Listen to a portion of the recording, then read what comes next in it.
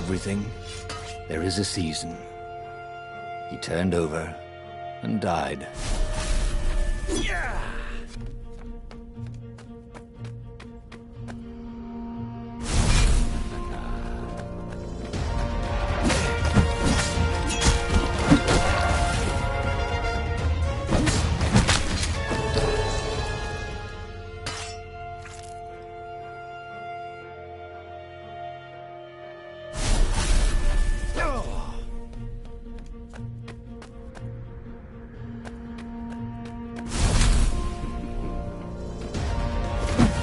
Over here.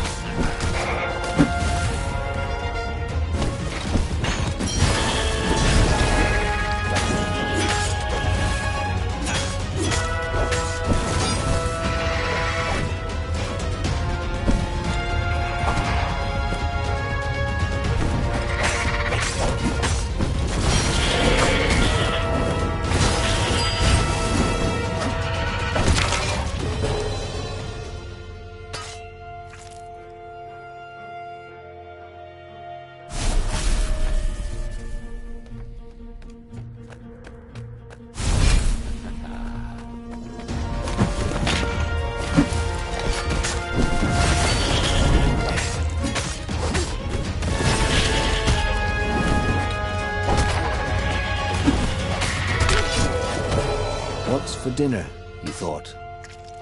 Hope it's not broccoli.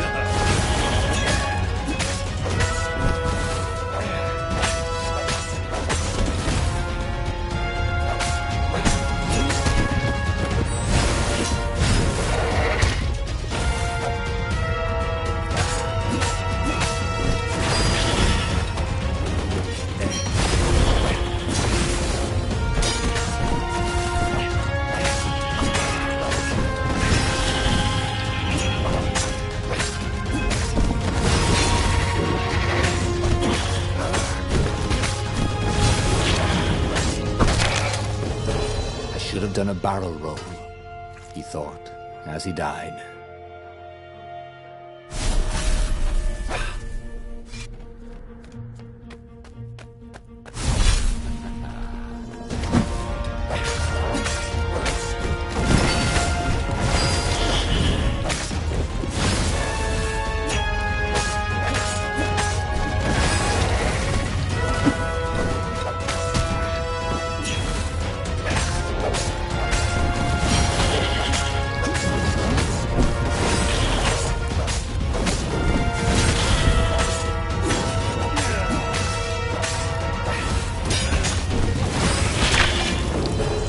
some reason, Renato remembered a fairy tale his mother had told him about a land where only the apes talked and animals went around without clothes.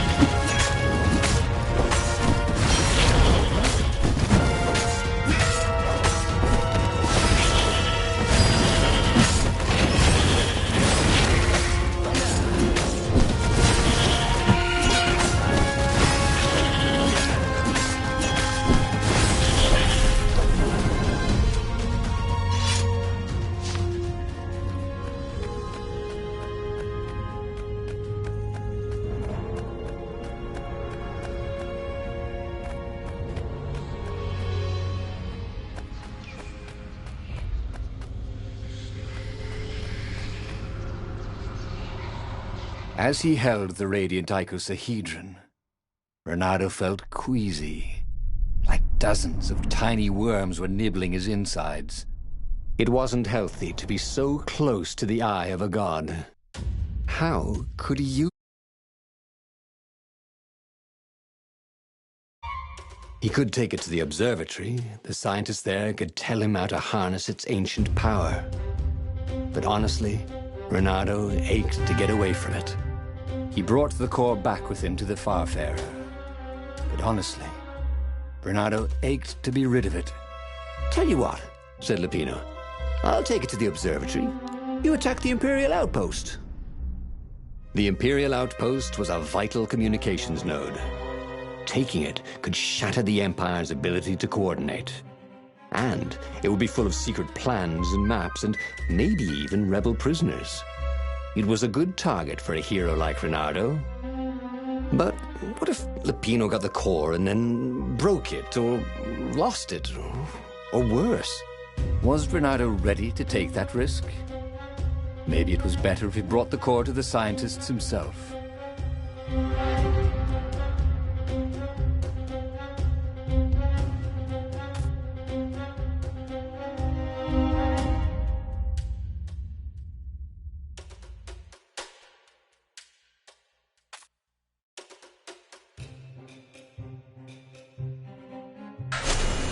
Lupino was a touchy rabbit.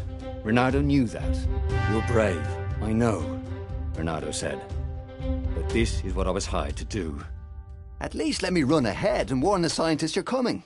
So, Lupino was intent on being a hero, just like him. War made sensible men crazy for glory, and Lupino had never been sensible. But what was the harm? Lupino might well trip over a hornet's nest of ravens. But that was better than ravens lying in ambush, wasn't it? They finished the trip to the Nexus in silence. Renato had no sooner rescued his friend than he was putting him back in danger. All right, he finally said as they landed. Go.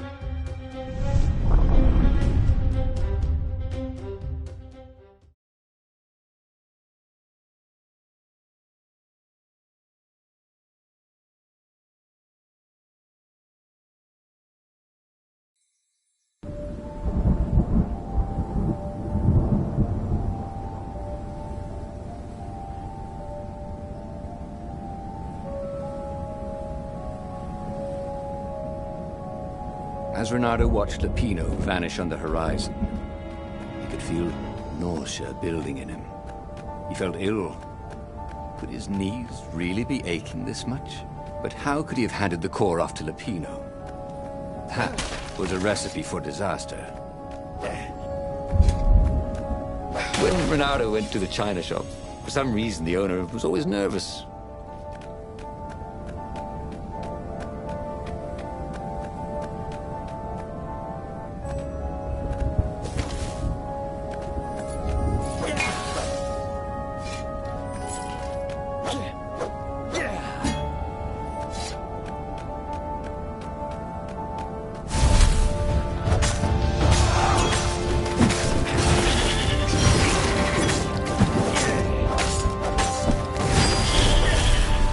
Renato was remembering all his old tricks, and some new ones. Now, he really ought to ask for a raise.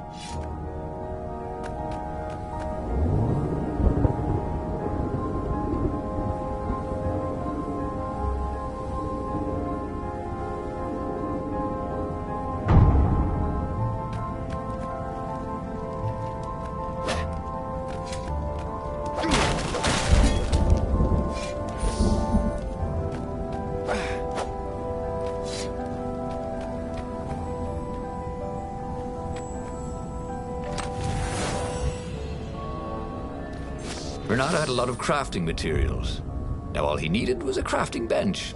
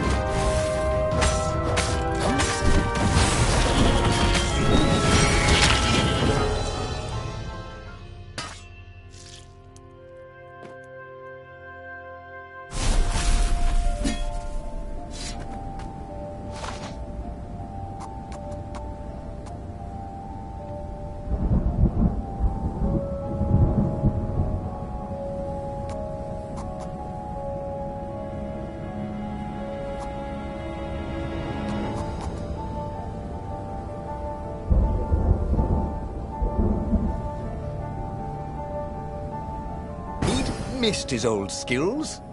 He welcomed them back like it was at a reunion.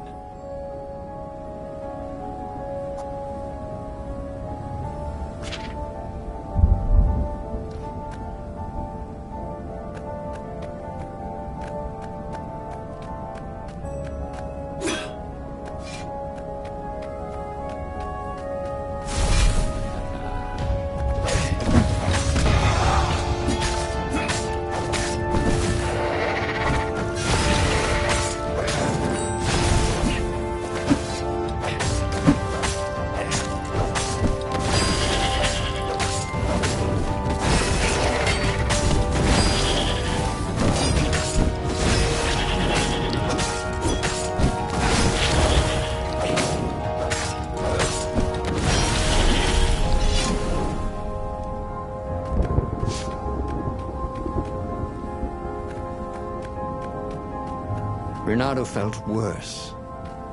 All his joints were aching now. He'd been through beatings that felt better than this. So the core had a kind of poison that could harm you without even touching you. That's new. Well, it had power. The rebellion needed something with power. And how was this any worse than a sword wound? Well, a death by sword was sudden and fair. This was just squalid. A piecemeal death, like old age.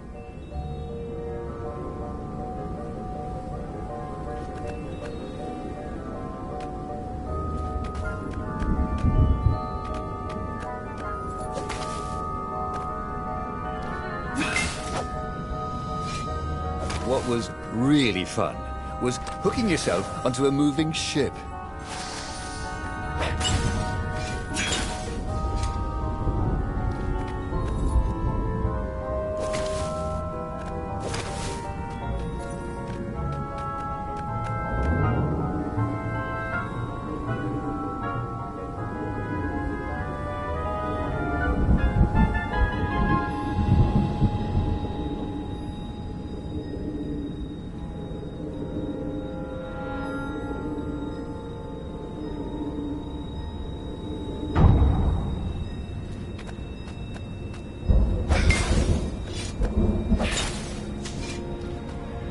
Renato remembered when the government had introduced the healing fruit. Some people said it was going to bankrupt the economy, but it seemed to work very well.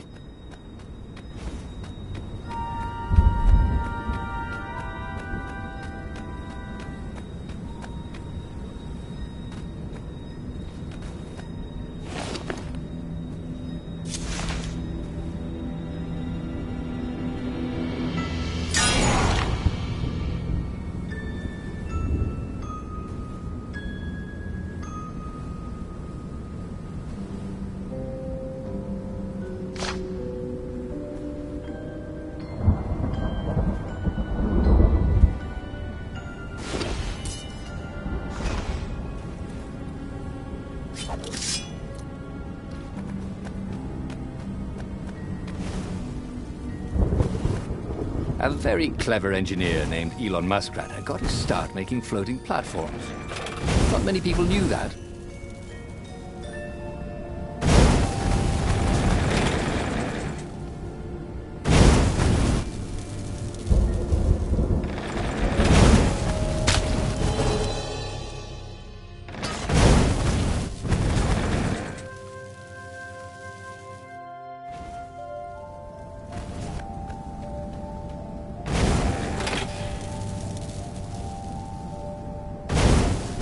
Energy spheres.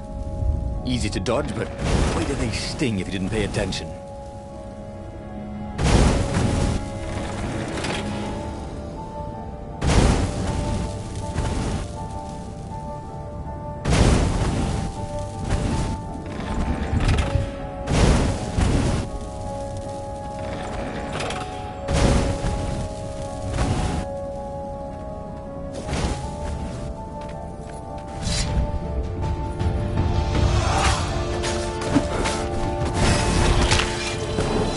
But there were still so many games to play, Renato thought as he died.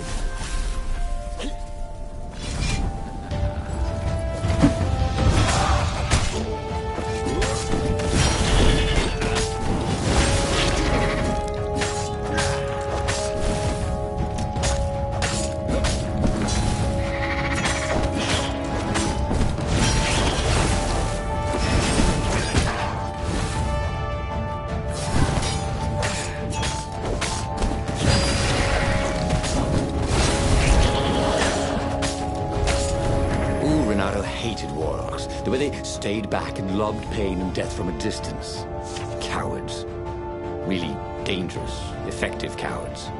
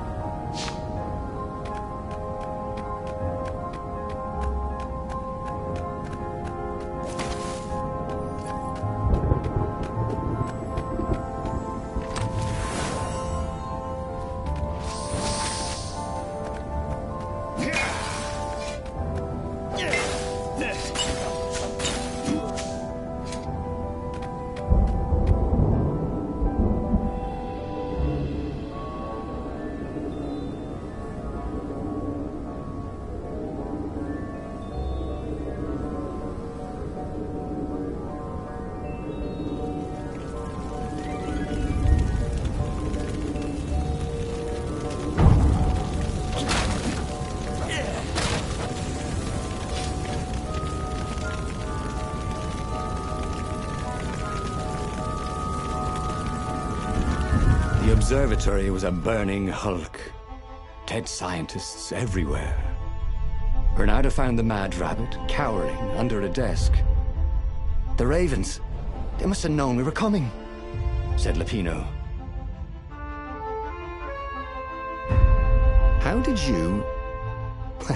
See, I was doing a card trick with my lucky deck, and I kind of bobbled the cards, so I went under the desk to gather them up, and boom! I guess we'll have to take the car straight to the secret base. The secret rebel base. Yes. They had engineers there. But wait. Calaveras, the sage in the mountains. Maybe he would know what to do with the naked core.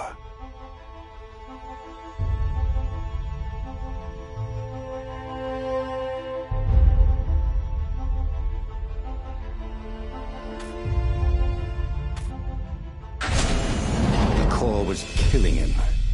He needed help. The sage, Calaveras, had given him the maps to find the armature and the core. If anyone knew the true name of the Transcendent Emperor, if anyone knew how to assemble the Sky Ripper, Calaveras did. If anyone could heal Reynardo and render the core safe, at least to its bearer, surely it was he.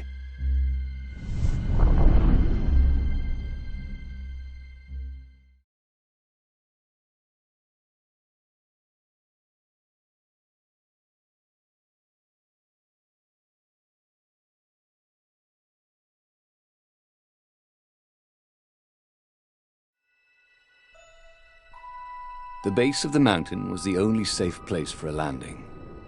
He would have to continue on foot, muscles aching. Calaveras was a scholar, not a doctor. Could he really save Reynardo from the poison radiating from the lost god's eye he was so recklessly carrying?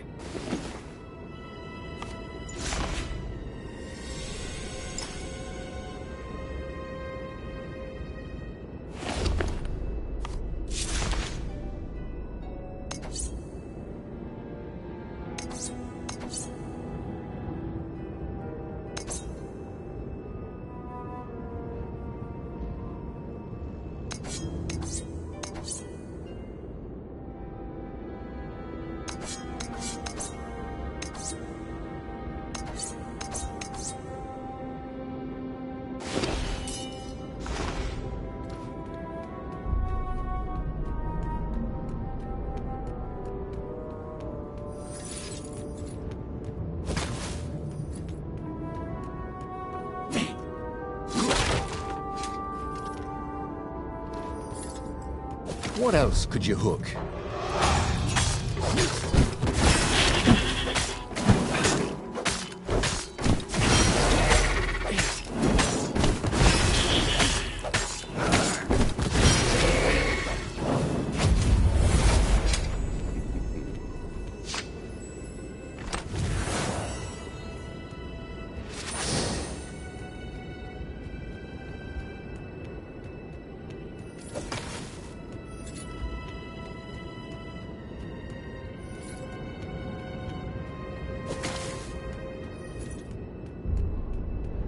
Come on. One fox, no waiting.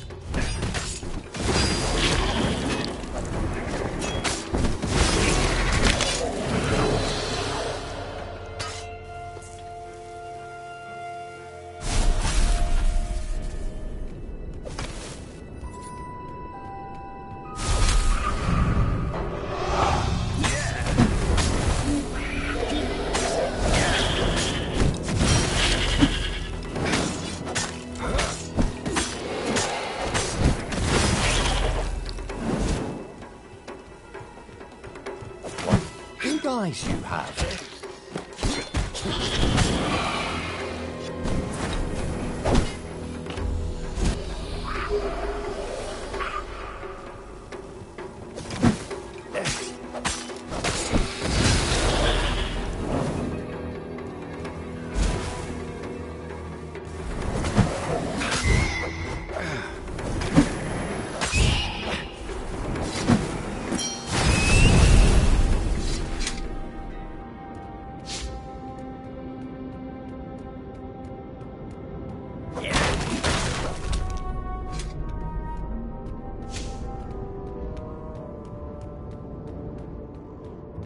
Oh, this was not a fun way to die. Even if he survived, no one would write ballads about the fox whose knees ached forever, would they? Not unless he paid for it. And he hated paying for publicity. I'd have hoped his mother wasn't watching.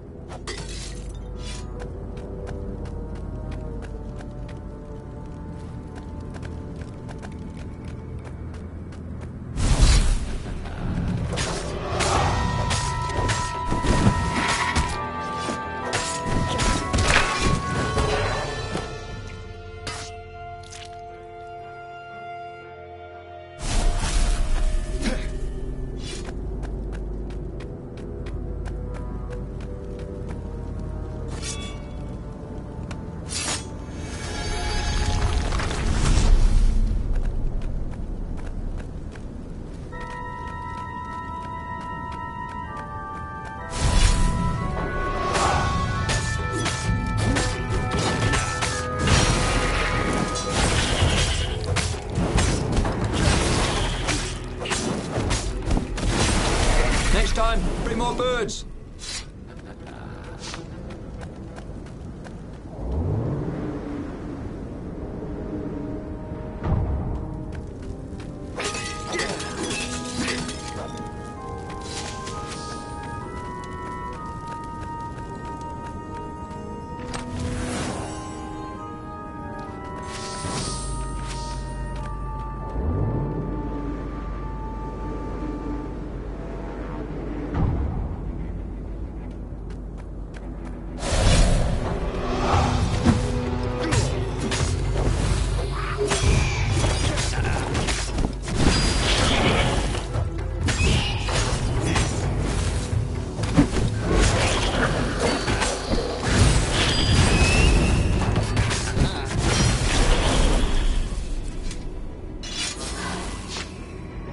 It was chilling walking through the living mountains.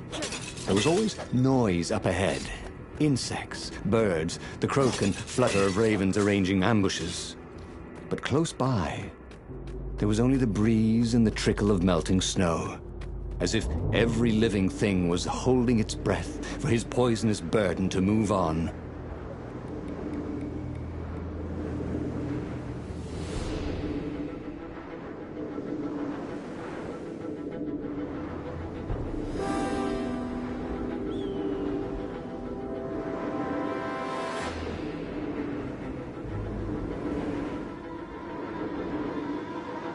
Renado's paws were getting numb.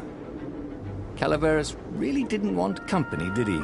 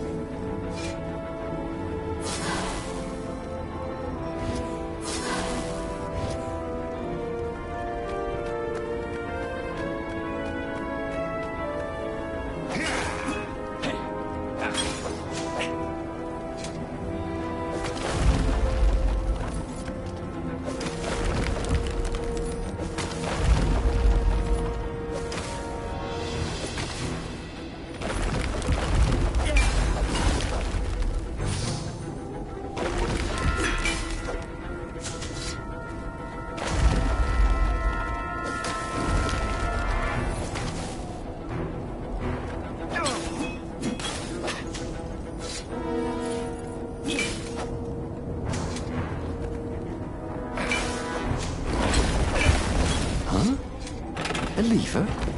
That was new. Most people still use doorknobs.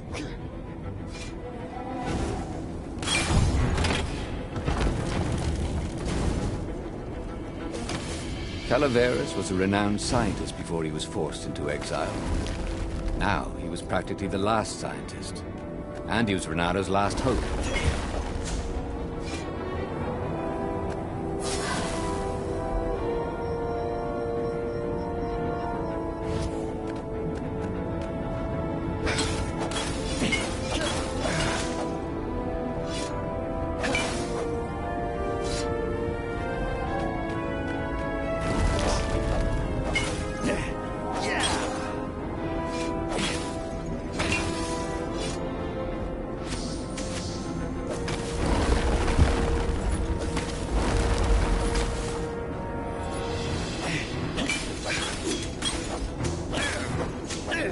It was good to practice your moves, thought Renado.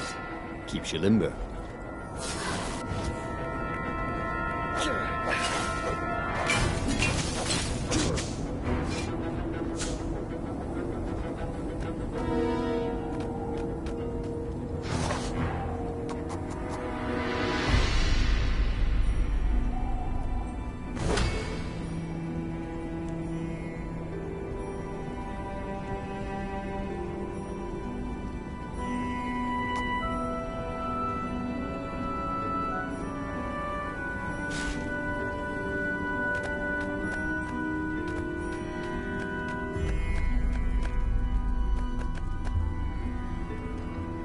The core! Splendid! Croaked Calaveras. Where's the armature? Right, I was kind of hoping you wouldn't need it. No, I don't. It's just a professional interest. We've got much better prismatics than the old TE ever did. So Calaveras was an arcane engineer. He fussed at the core all day.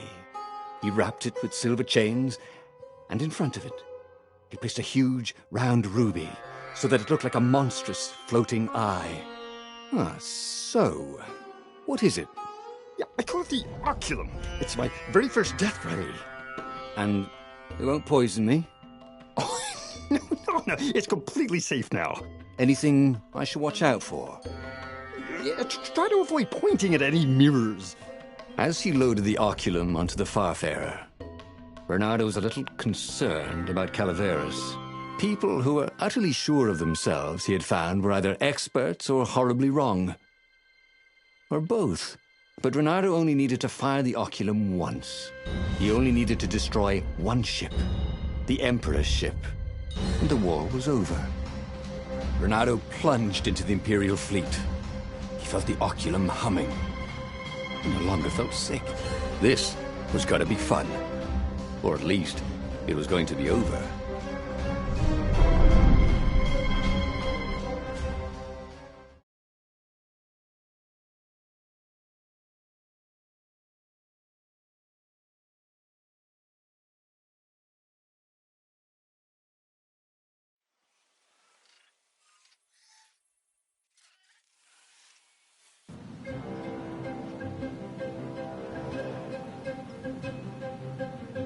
Renato resisted the temptation to fire the oculum until the time came. He could sense its arcane energies yearning to escape the sage's wrappings. But it wasn't eating him alive. So that was a plus. He felt good about himself. He'd saved a friend, he'd helped the rebels, he'd relied on himself, but he'd listened to others. He felt like the right sort of hero. Wise, yet decisive. Calaveras had been so sure it would work. Maybe he could fire it just a few times. No harm in that, right? But only when he absolutely needed to.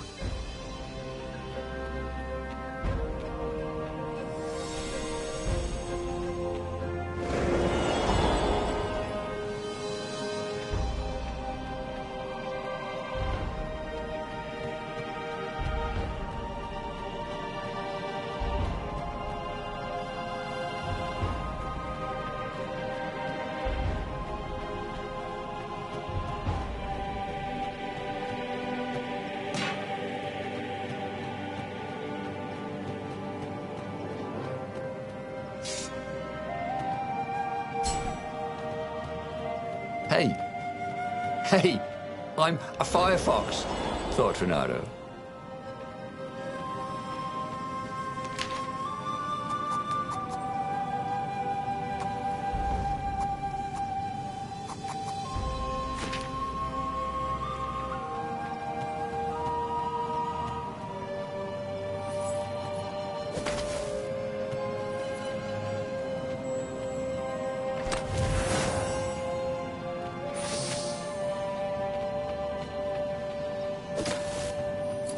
He wished there were more pylons he could use the hook on. He needed to construct additional pylons.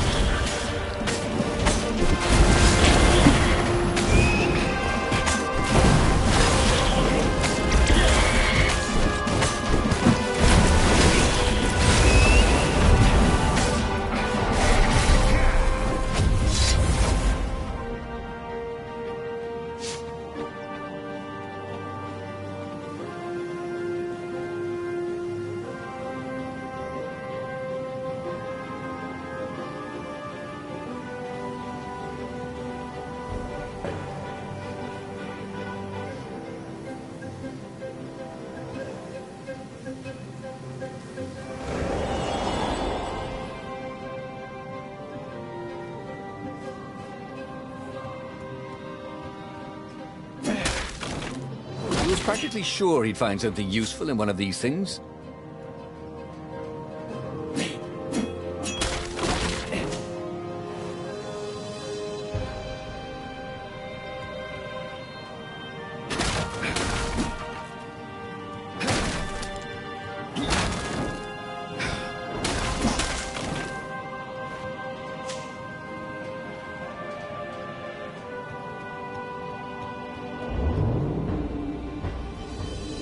This was much easier than free climbing.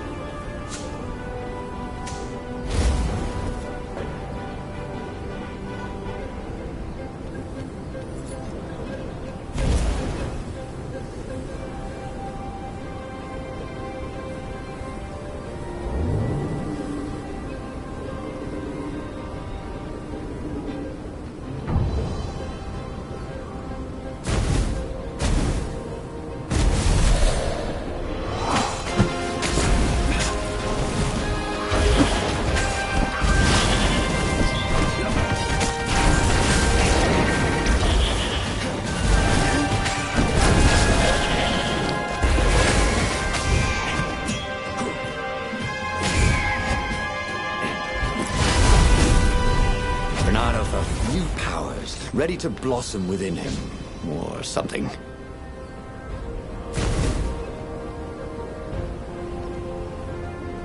Ah, Renado's arm was getting tired. The core was no longer eating at him, but he still felt weak. His stamina was shot. But he had the oculum. When the ravens swarmed him, it would sometimes fire its death ray. It seemed to be warming up too, firing more and more often. Maybe I should let it cool off. Yeah, he decided to stop using it entirely.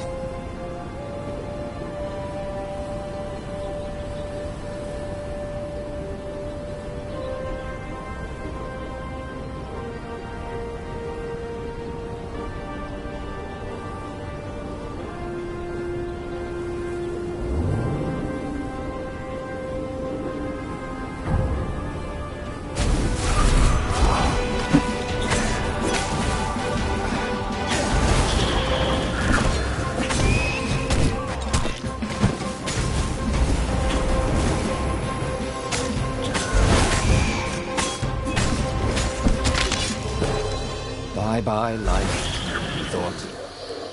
Hello, emptiness.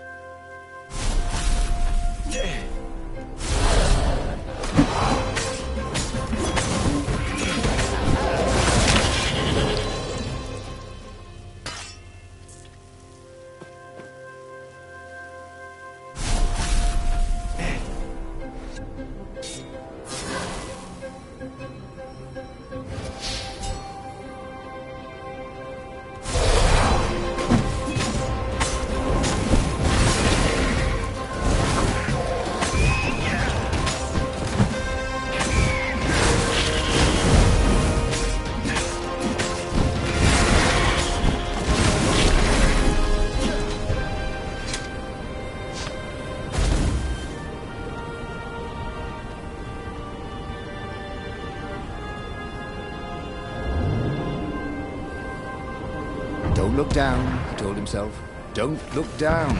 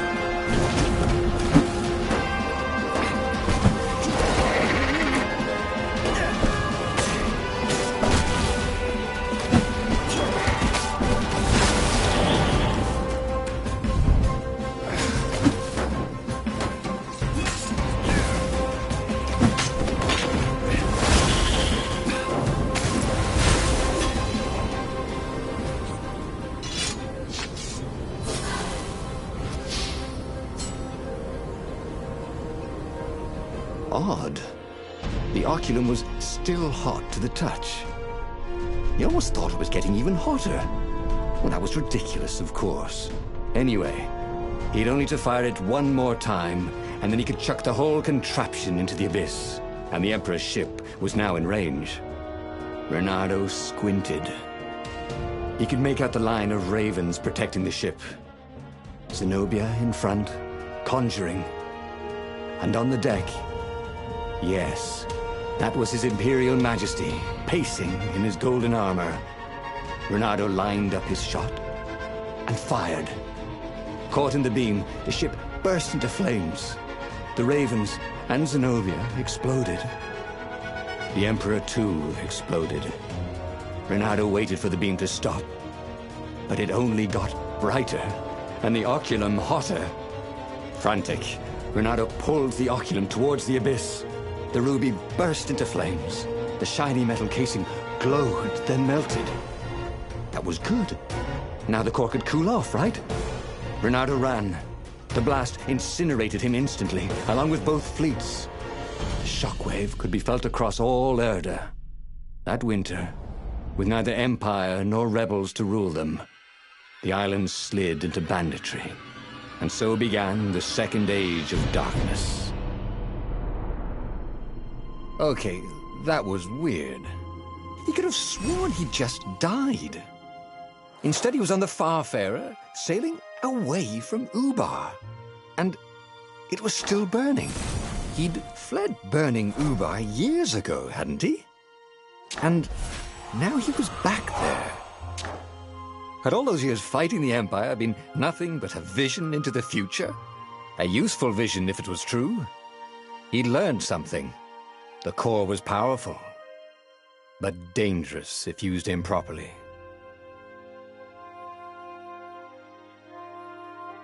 He'd made bad choices. But now, when the real battle came, he wouldn't make those choices. He wouldn't make the same mistake twice. The book's pages began to flip backwards, towards the beginning. And he realized that his adventure was just beginning. The clouds parted over the Isles of Boreas. It was time to choose. The rebellion was in trouble. Ravens were scouting for the secret rebel base. They needed a game-changer. Pieces of the Sky Ripper had surfaced. Reynardo knew that using it could go catastrophically wrong. But he was sure he could figure out how to use it safely. Also, a temple had risen out of empty desert. The Emperor had brought the Sky Ripper pieces up out of ancient burial by his obscene rituals. Could this be where the Iblis Stone was hidden? Someone better get it before he does, thought Reynardo. On the other hand, his old friend Lapino needed rescuing. Lapino was no game changer, but could Reynardo really leave an old friend to the Ravens?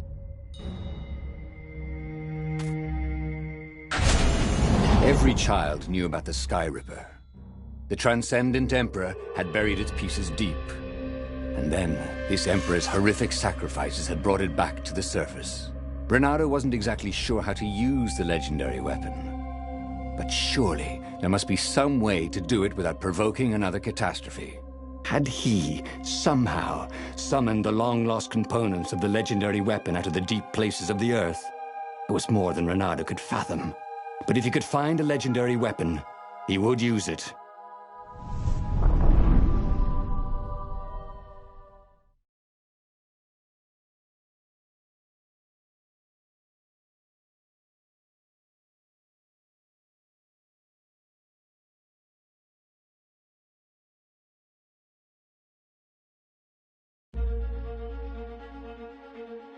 As he set foot on the island, Reynardo could not help but feel a tinge of guilt. He'd left Lapino behind. He hoped the Mad Rabbit had somehow escaped the Ravens. He hoped they hadn't eaten him. If they had, he hoped they hadn't eaten him alive. Why had he chosen the Sky Ripper? Reynardo never made plans that required constant vigilance. He was a hero. He didn't think too much. He just went with his gut and hoped it all worked out. The Sky Ripper was a long shot. He'd have to devote himself to it. No side journeys, no rescuing old friends. That was against his nature. Could he stick with it?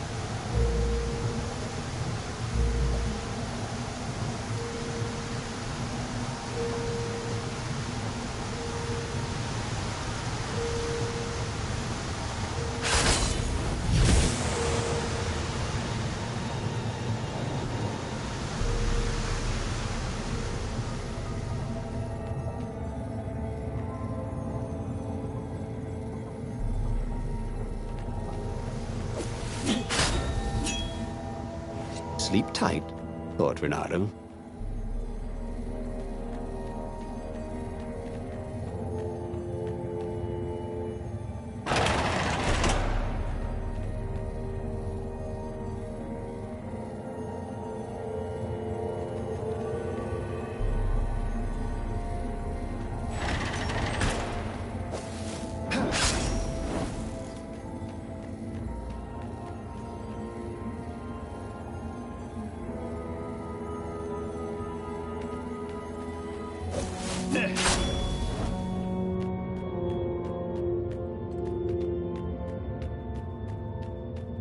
The people who had built this castle, did they even know what monstrous weapon lay hidden within their walls? The Sky Ripper could destroy anything it touched, or so the legend said. As the Transcendent Emperor had fought the lost gods, thousands of thousands had died. But Renato had been through wars. The only merciful war was a short one. Boom!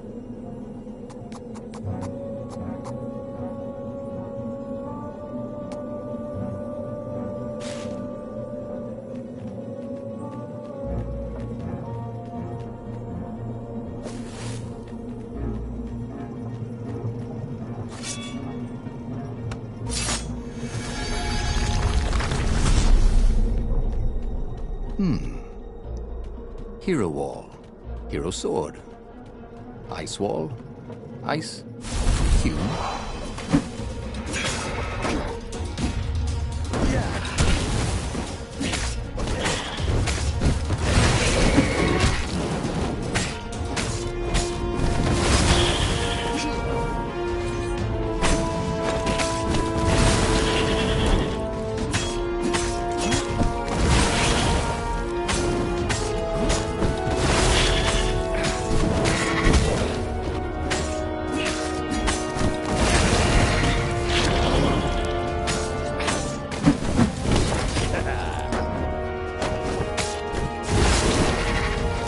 Can I borrow that?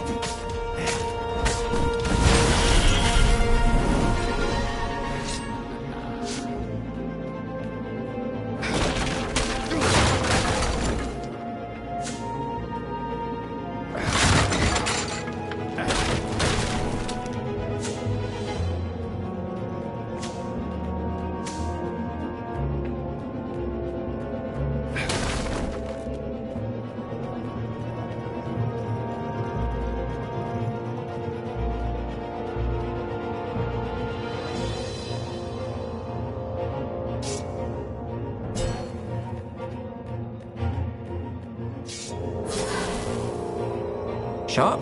Check. Pointy? Check. Flexible? Check. What else do you need in a sword?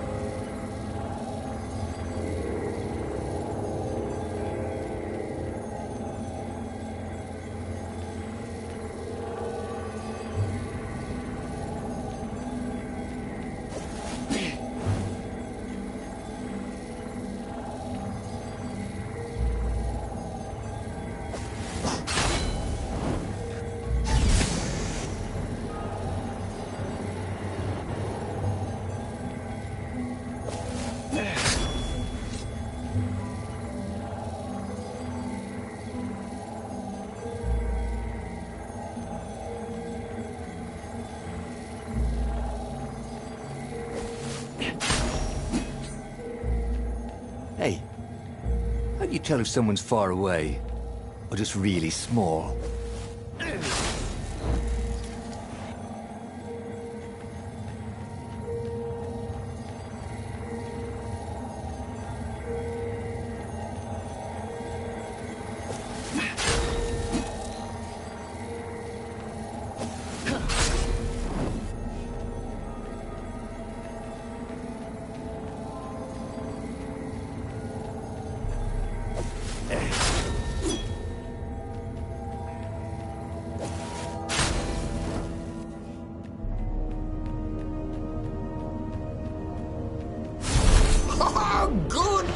need a new rug for me nest, said the lead raven.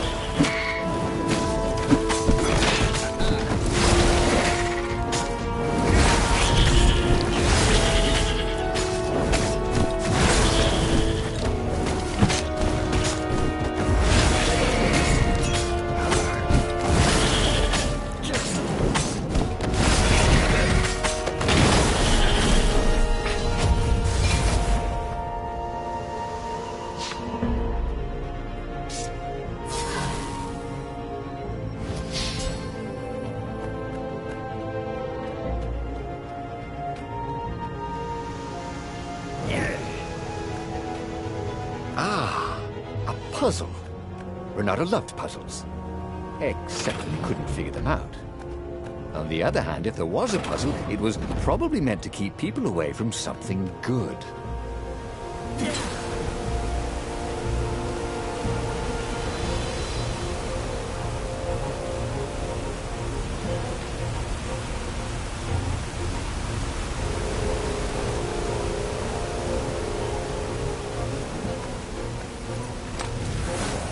Renato had heard stories of a dungeon where chests were filled with potions and weapons. Fairy tales.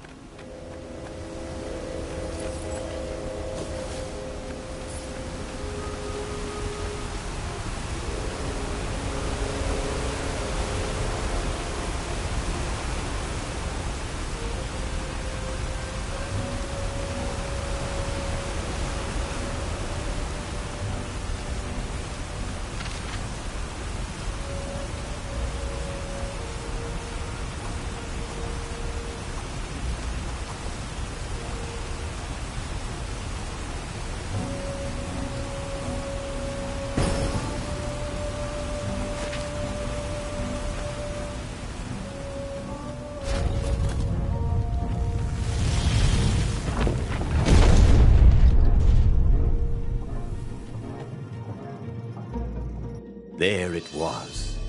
Skyripper's armature. The stuff that dreams are made of. Engineers' dreams, anyway. The device was intricate. No one alive had the skill to make a thing like it. How was it part of a weapon at all? He'd have to ask a scientist. But first, he'd get the second piece. Skyripper had a heart. A core that had come to rest on the next island. Well, there was another island he could reach. Zenobia had just invaded it with her father's Raven battalions. She must be encamped there still. But fighting Zenobia now, that made no sense at all.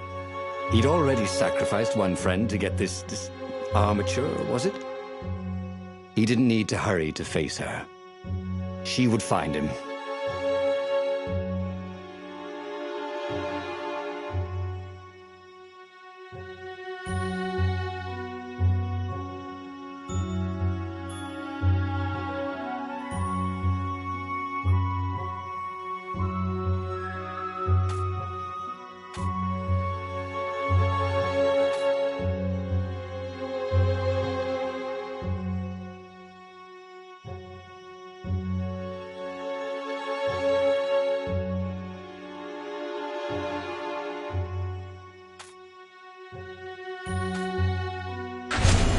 It was a no-brainer. He'd sacrificed his old friend Lapino to get the armature. And the armature was useless by itself, only a series of coils and wheels. War demanded sacrifices, and he would make more before the end. He would have to choose the greatest good, no matter how much it cost him. Zenobia. Well, he would see her sooner or later, across a battlefield or a sword's point before all this was over. He was sure of that. The power was in the core. Obviously, he had to get the core.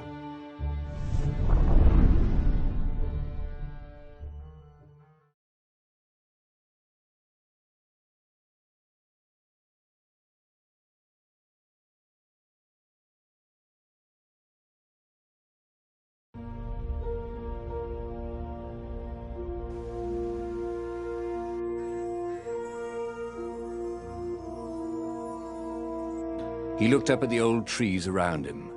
They were so big and so old. They'd been there before he was born, and they'd be there after he'd passed into legend. Was he confronting his own unimportance? What had got into him? He was no philosopher. Anyway, who cares? He was plenty important. He was a hero, and soon he'd prove it.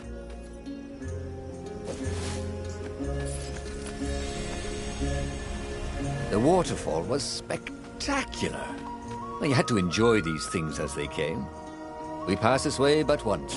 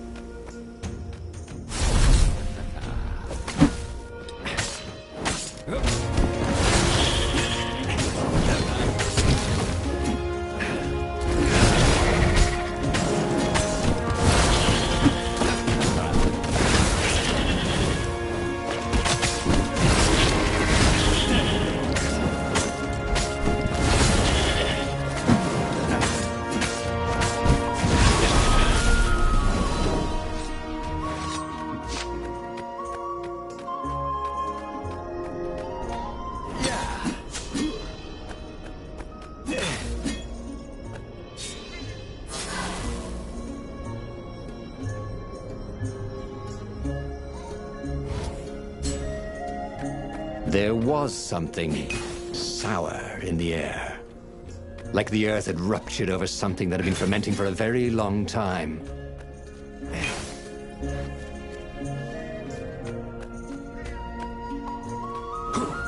If they didn't want their things broken, they really ought to make them stronger.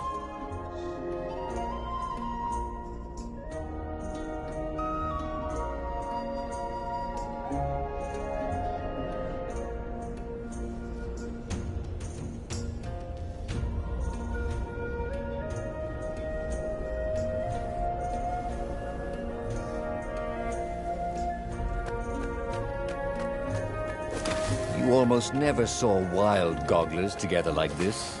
The toads had to train them not to peck each other to death. So these had to be imperial gogglers. That meant ravens were up ahead.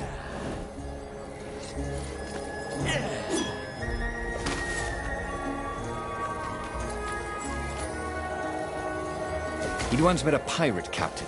He used hooks to get around his ship. Oh, what was his name again?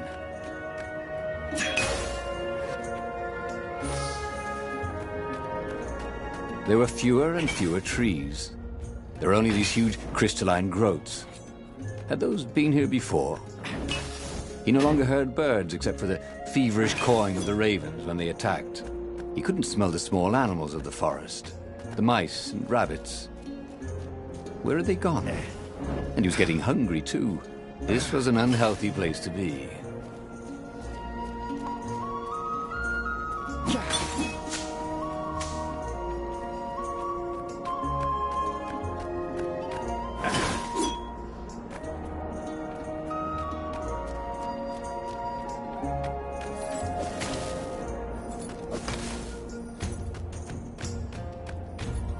Hey, I hear black is the new dead.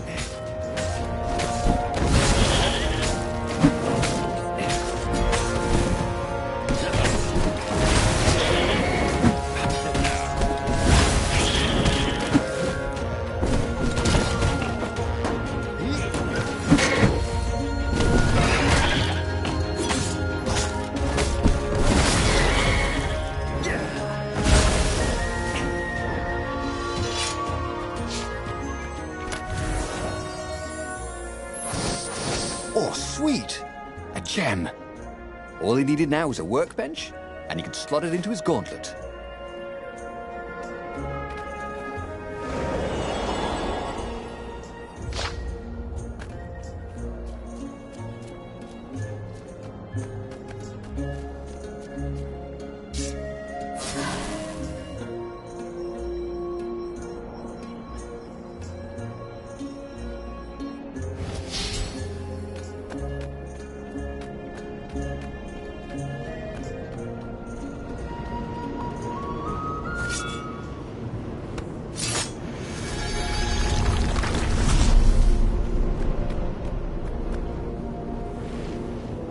Of course there was a puzzle.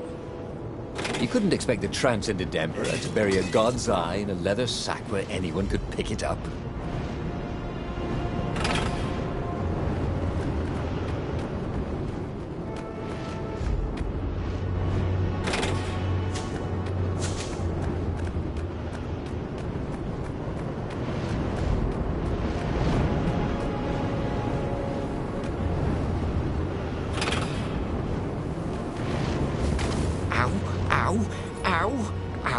Ow!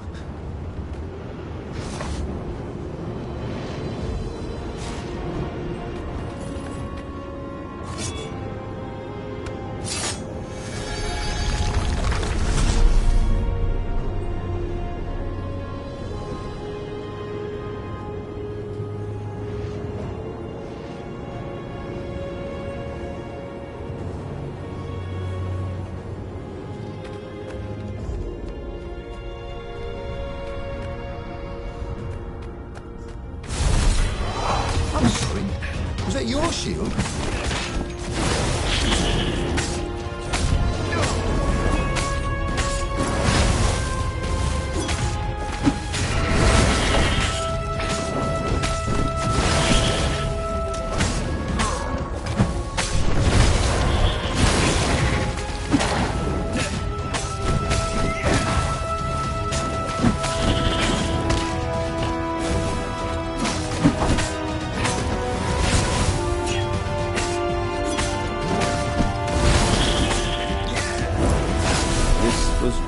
Going spectacularly well, thought Bernardo.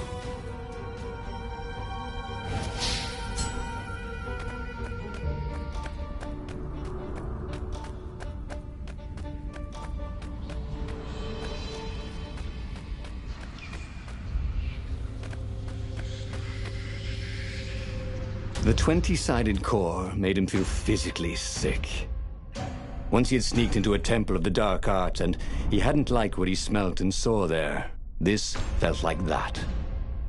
As quick as he could, he wrangled the icosahedron into the armature. The wheels began to spin, then glow. The sick feeling quickly spun away.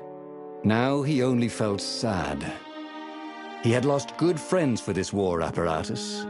He carried his prize back to the Farfarer. Now he had to make his next move. There was a key Imperial outpost on the Nexus. If this really was some sort of super weapon, he could use it to wreak havoc on the enemy. And if it wasn't, well, better to know that before the final battle. But maybe he should show it to some scientists first. There was an observatory on the Nexus. Maybe he should go there before he fired it.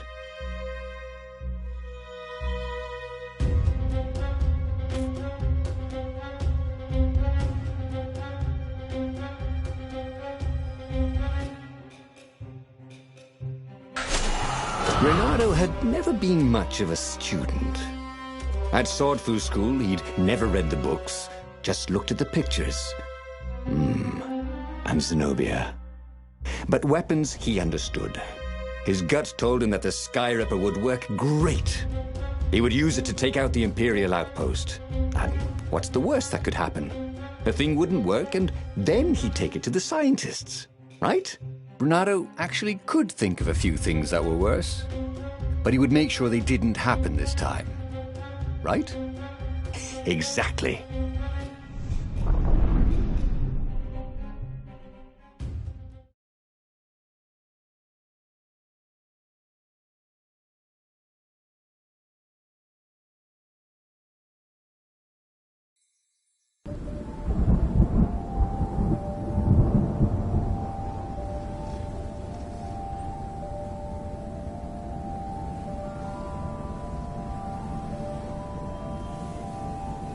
As he set out down the path, Bernardo wondered why the parts of the Sky Ripper had only surfaced now, thousands of years after the Transcendent Emperor had discarded it.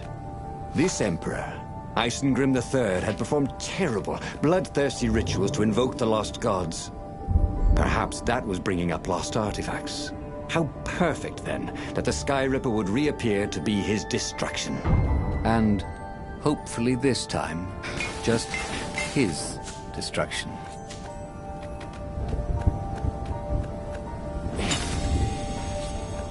There had to be something useful in these things, didn't there?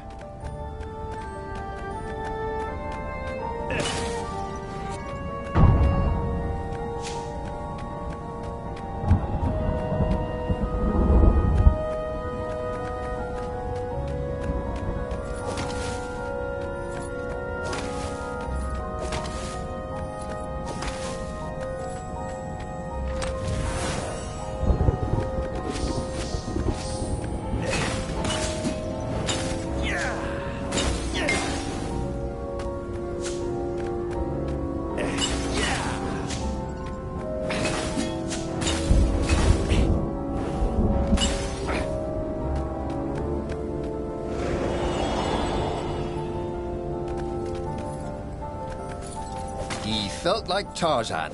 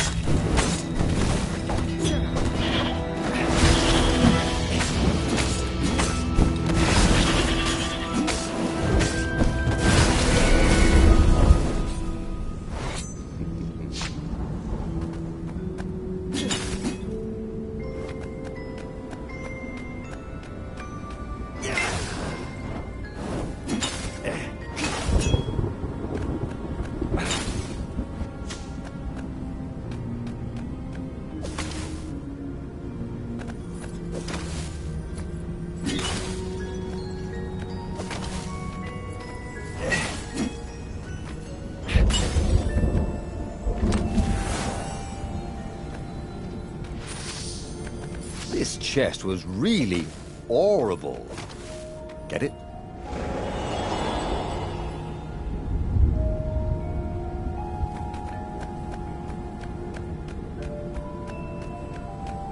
He was tired of slaughtering ravens.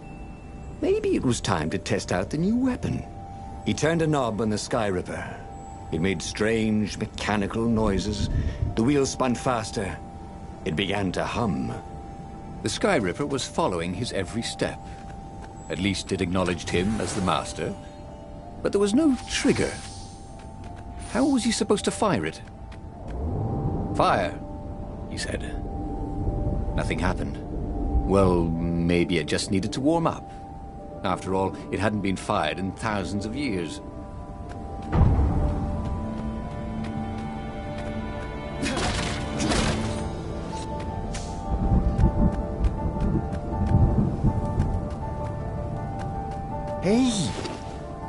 Hey, a workbench!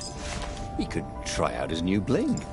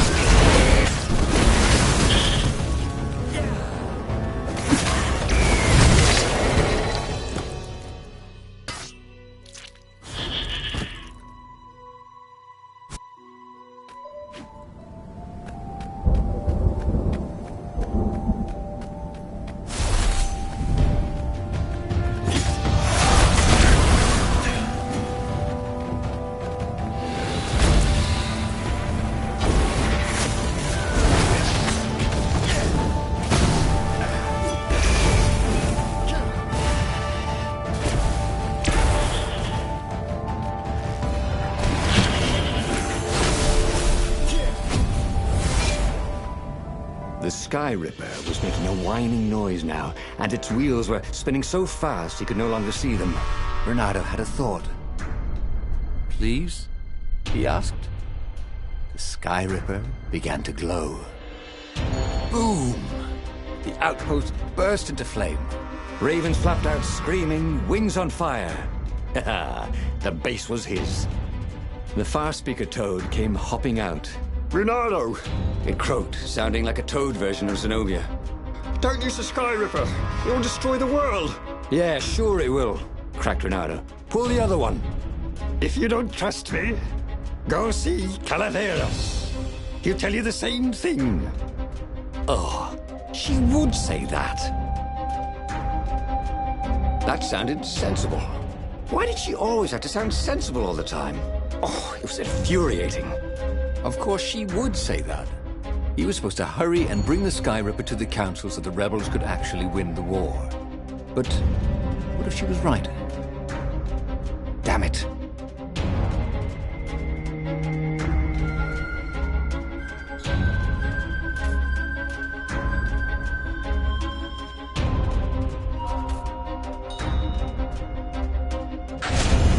Zenobia was so frustrating. If she couldn't get you with magic, she'd get you with reason and caution and sensible arguments. Of course, Calaveras, he might not know the latest scientific theories with evidence and all, but Renato preferred the knowledge in the old books anyway. What they said felt true, and that's what's important. You should be careful. She'd probably guess he'd come here. That meant she'd probably set an ambush for him.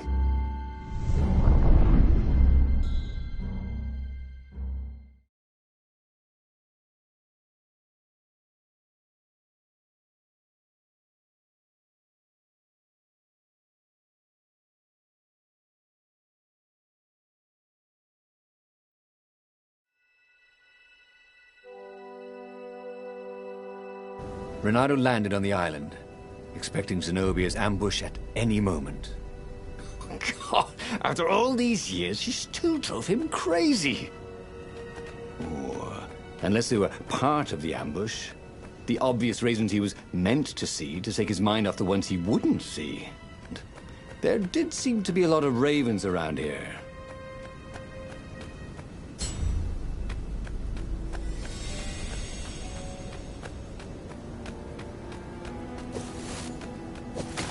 Hoped his hook didn't break.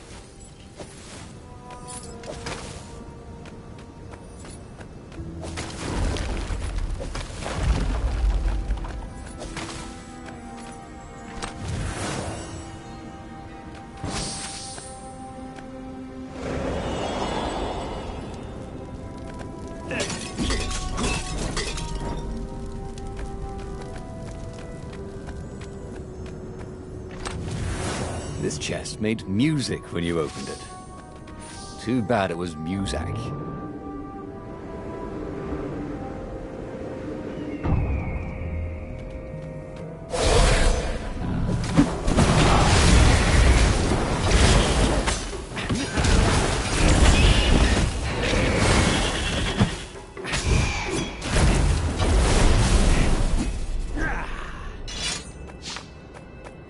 Zenobia's ambush never materialized. Could she be sincere? Calaveras was a great scholar. Renato doubted even Zenobia could convince him to say something he didn't believe. And if he was working for the Empire, he'd never have told Renato about the Sky Ripper in the first place. Well, he would listen to the wise old toad. But that didn't mean he had to agree. What did you do if one of these platforms stalled?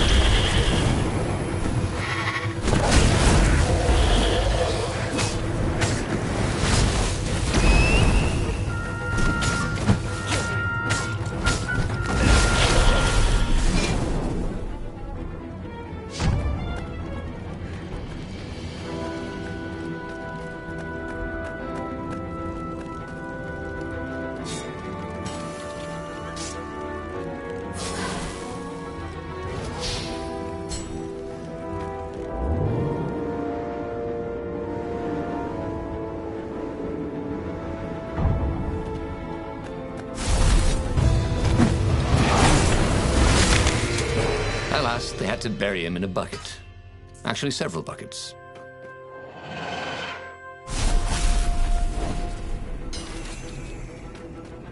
That is a very cool sword, thought Renato. No, seriously. He couldn't feel his paw anymore.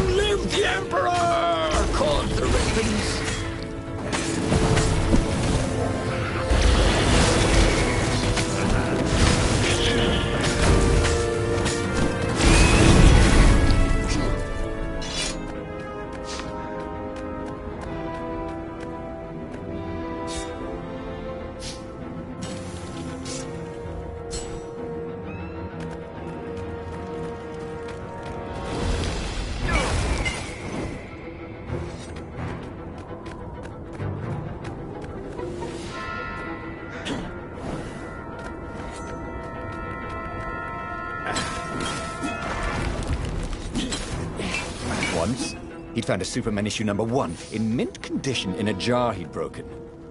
He planned to keep breaking things until he had the whole series.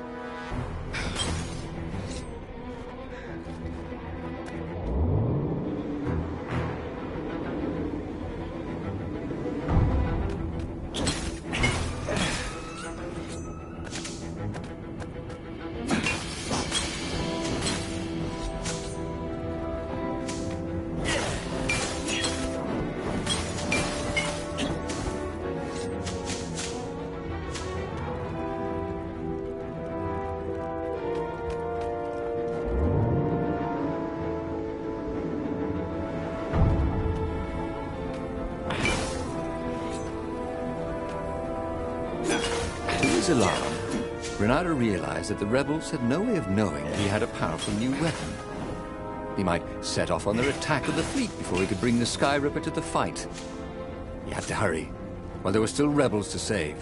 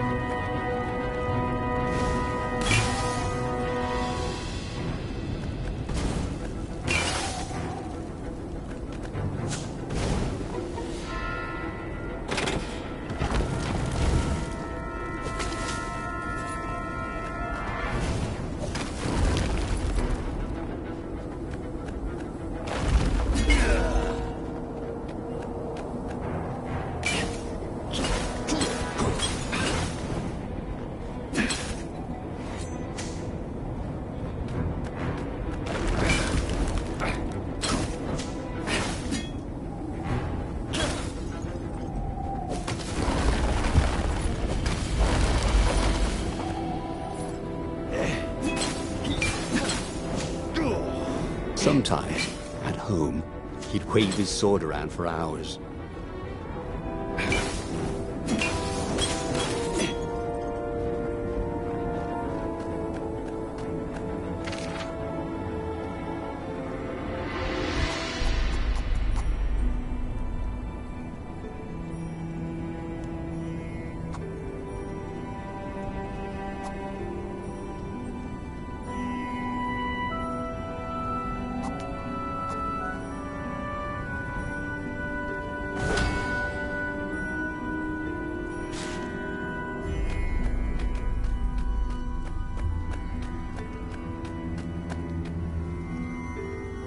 Calaveras examined the Sky Ripper eagerly. What? How often does a new relic surface? He brushed off Zenobia's warning. Oh, what do sorceresses know about physics? However, he did know a few ways to make the weapon even more precise and more powerful, and quickly went off to tinker. Soon the Sky Ripper no longer whined, but thrummed like a hummingbird taking off. It was ready for war. And so, Bernardo thanked Calaveras and took the legendary weapon to the final battle. But where were the other rebel ships? Had something happened? He could defeat the Imperial fleet with a Sky Ripper, but he couldn't govern. He was not cut out to be Emperor, and he'd no desire to be one.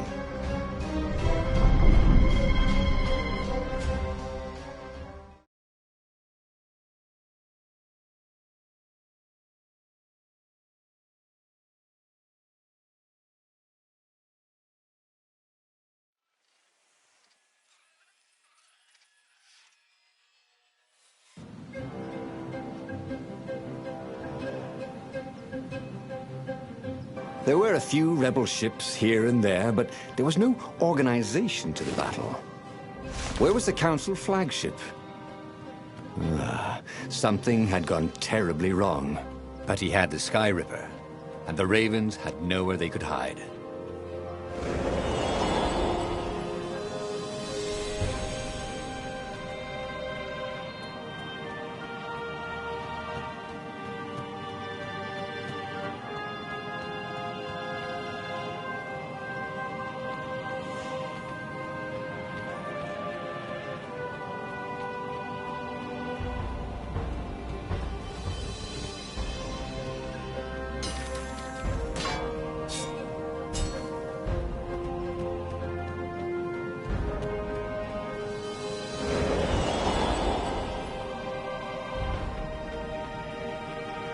He wasn't that good. Yet.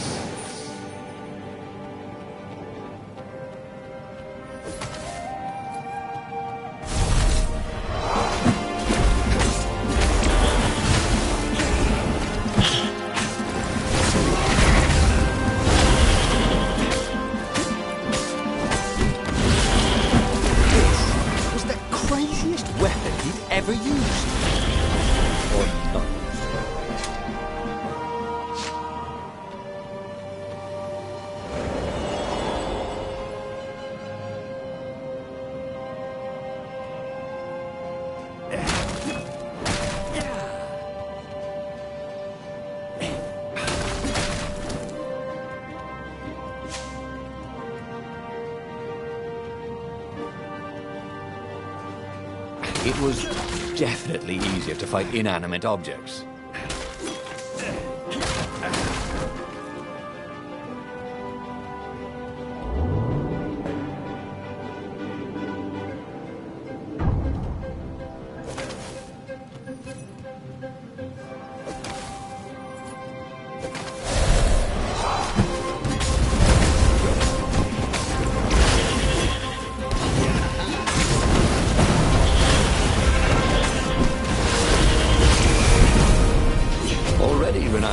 Than he ever had. But about what?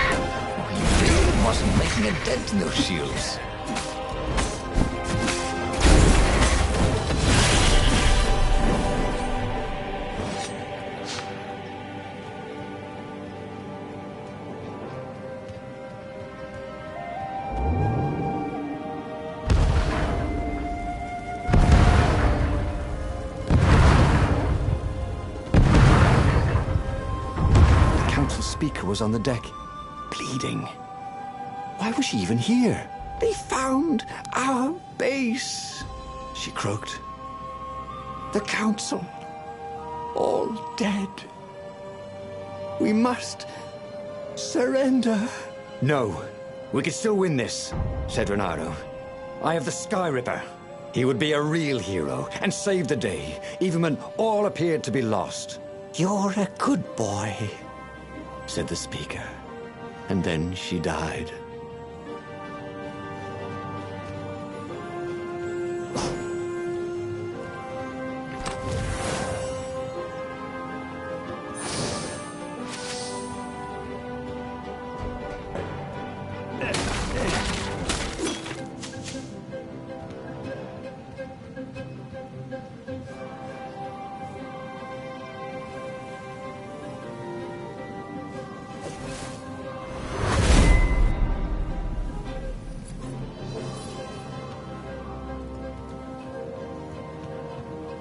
What were these poles exactly? Parking meters from the time of the lost gods?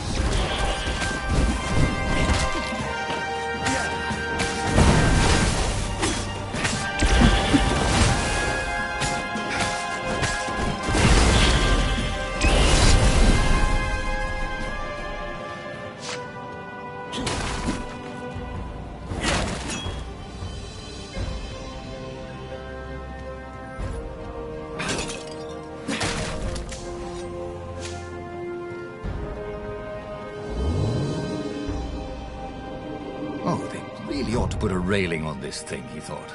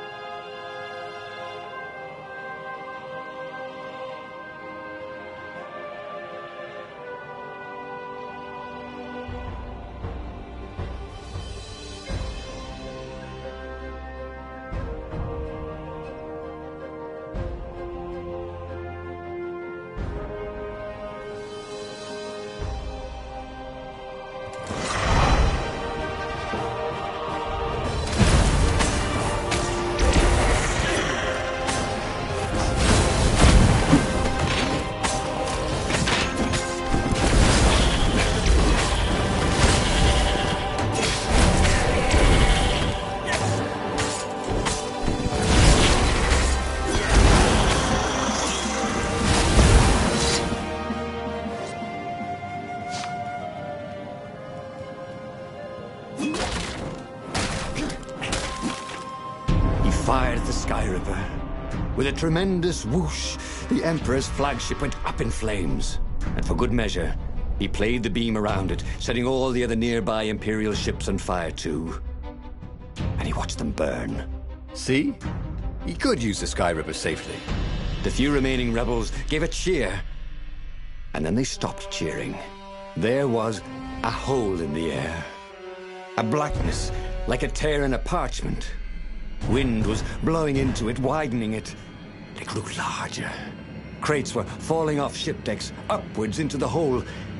And the world itself seemed bent, like the reflection on a curved mirror as it poured into the ravenous hole.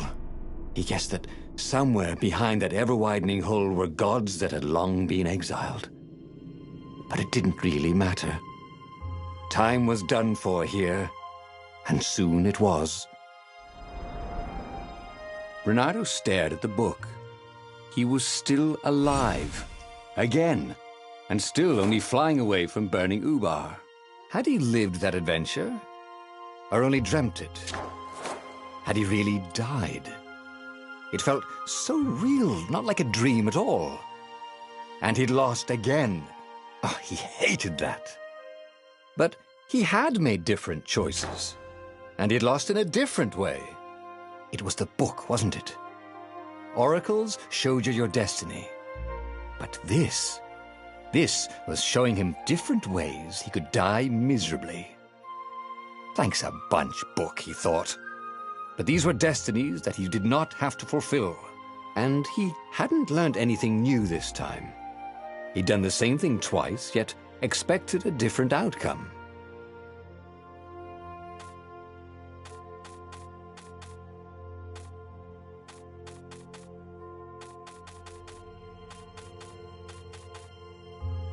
But that meant there must be a destiny where he survived and won, right? Otherwise, what was the point? And with that, the book's pages fluttered back once more to the beginning, and the clouds parted over the Isles of Boreas. It was time to choose. The rebellion was in trouble. Ravens were scouting for the secret rebel base. They needed a game changer. Pieces of the Sky Ripper had surfaced. Renato knew that using it could go catastrophically wrong. But he was sure he could figure out how to use it safely. Also, a temple had risen out of empty desert. The Emperor had brought the Sky Ripper pieces up out of ancient burial by his obscene rituals. Could this be where the Iblis stone was hidden? Someone better get it before he does, thought Renato. On the other hand, his old friend Lapino needed rescuing. Lapino was no game changer, but could Renato really leave an old friend to the Ravens?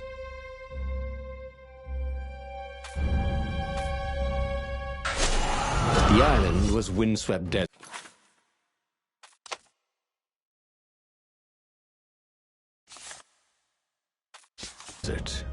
No one went there except ostriches and ostrich hunters. The Iblis stone. It sounded ominous. It sounded powerful. If the Emperor was searching for it, it must be dangerous. And so, Renato went ostrich hunting.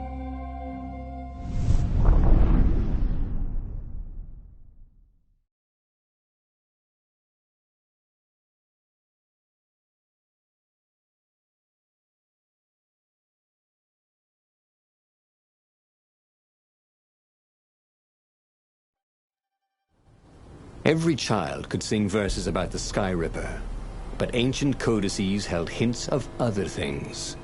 A stone that ate souls, a ruby that drank blood, a jewel only a righteous man could give away.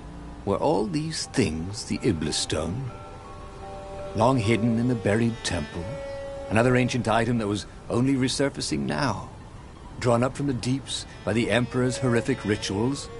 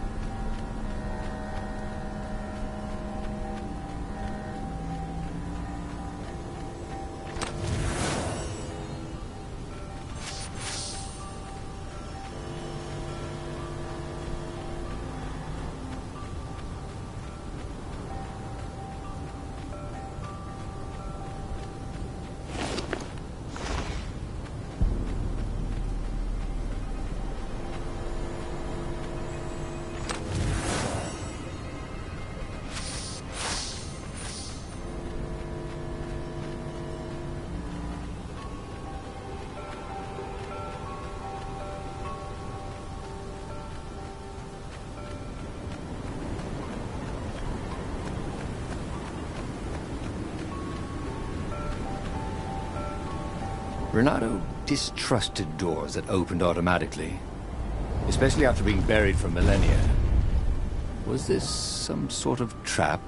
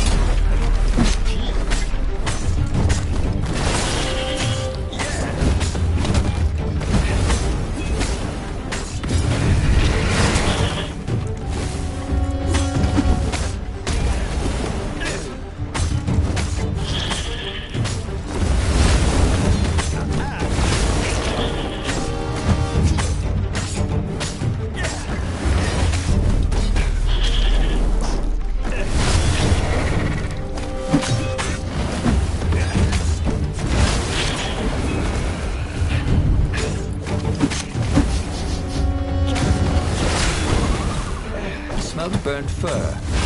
His. The ravens were already here, cawing in frustration. They were still searching for a way in. Good. And he hadn't come too late.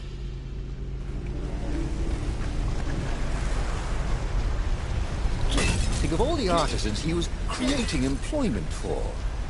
Truly, he was a job creator.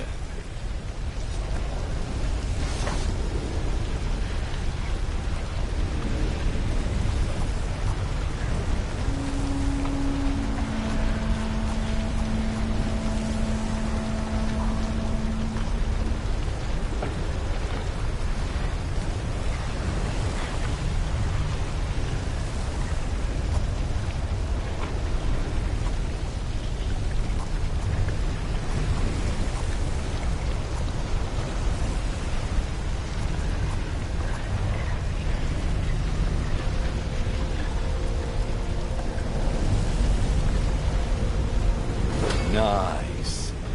That could be useful.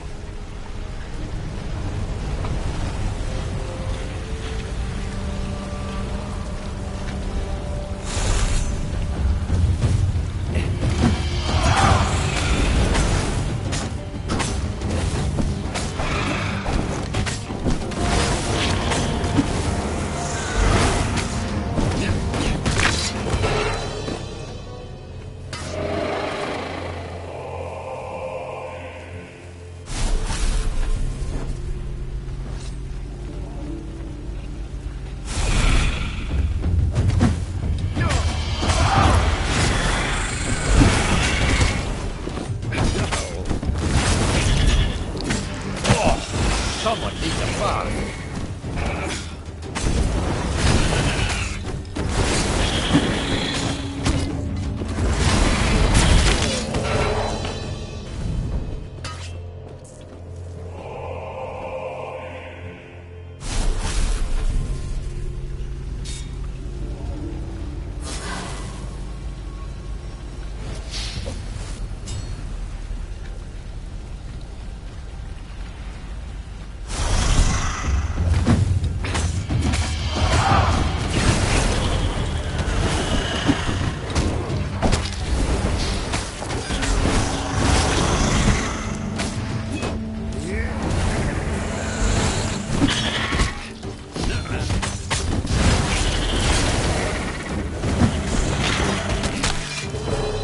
What dreams may come, he thought.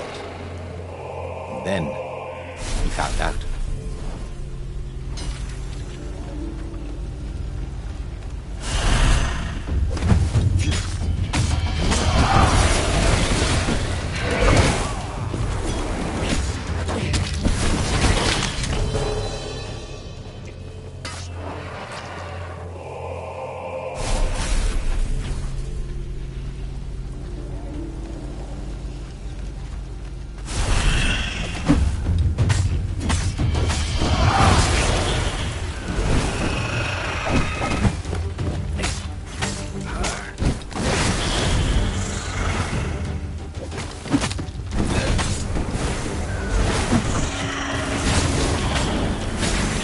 out.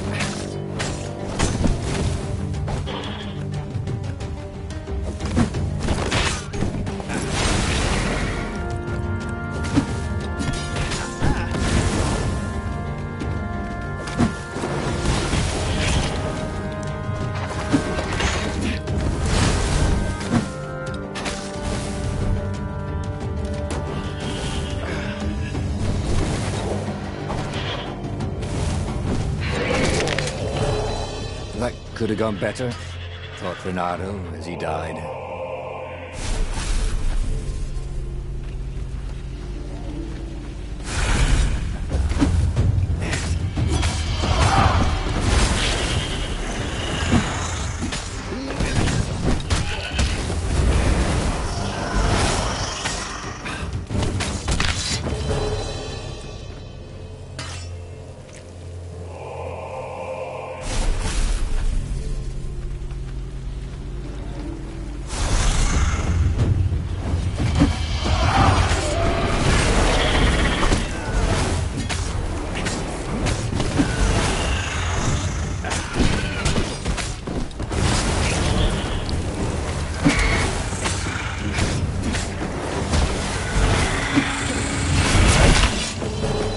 Everything hurt. And then it didn't.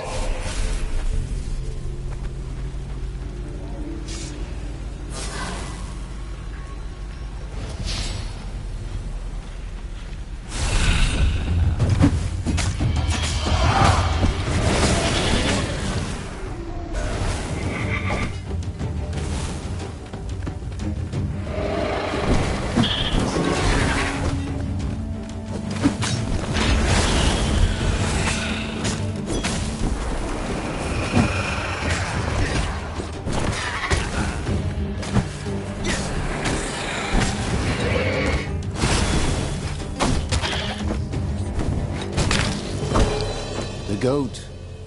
Take the goat across first, Renato thought. But it was too late.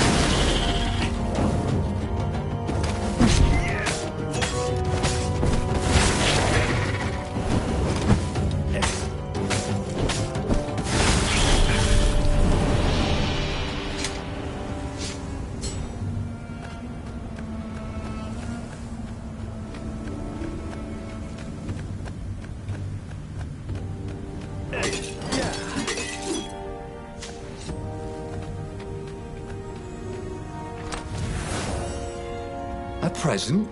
For me?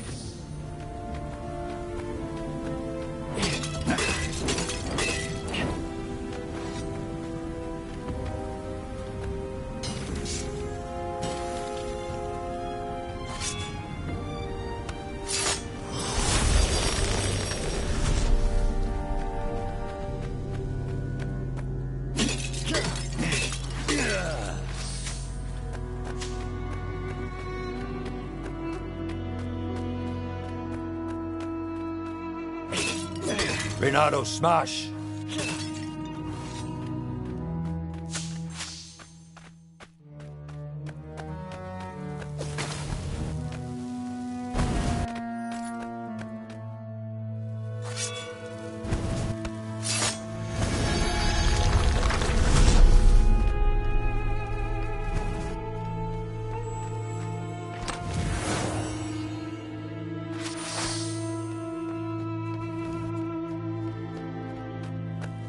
That was always a rush.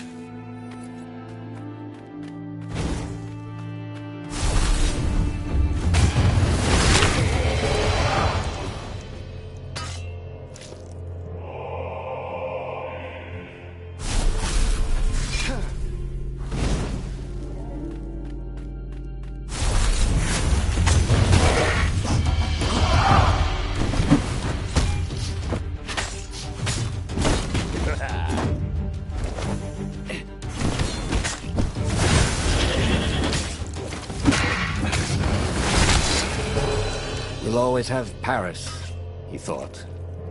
And then he died. Yeah!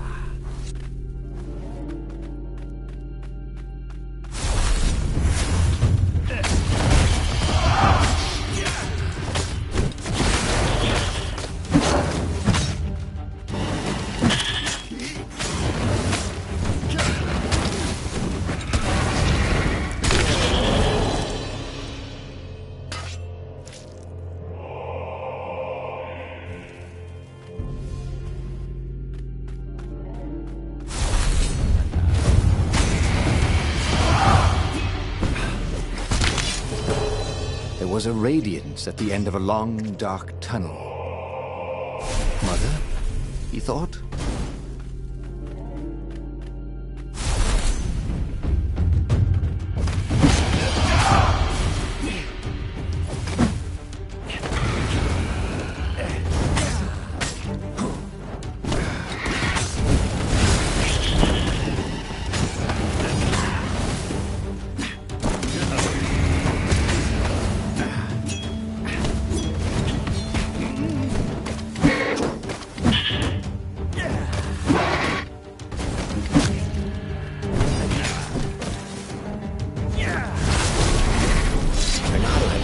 So much. It was time to turn it into something he could use.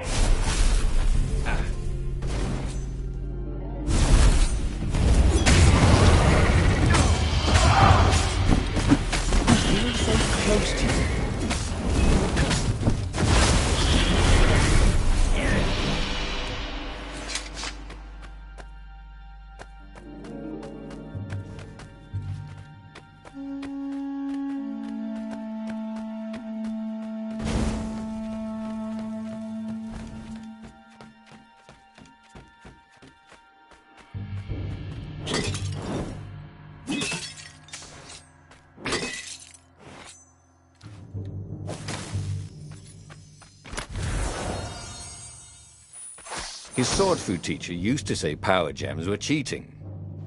Stupid old fart.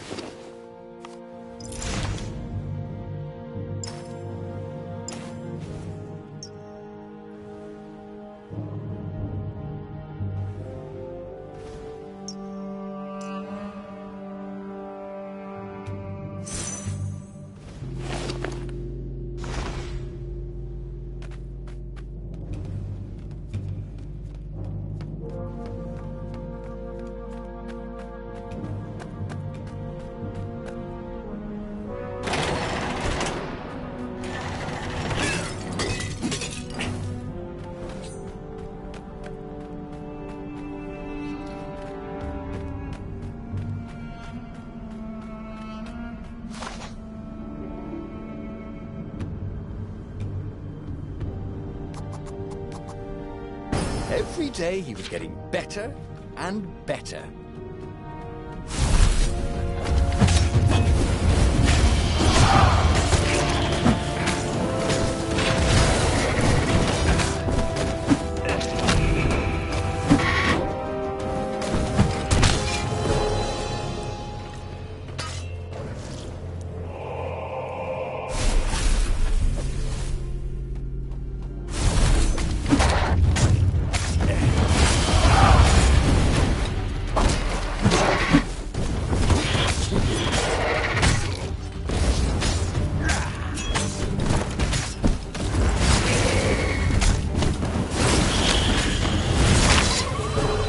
Rosebud, he said to no one in particular as he died.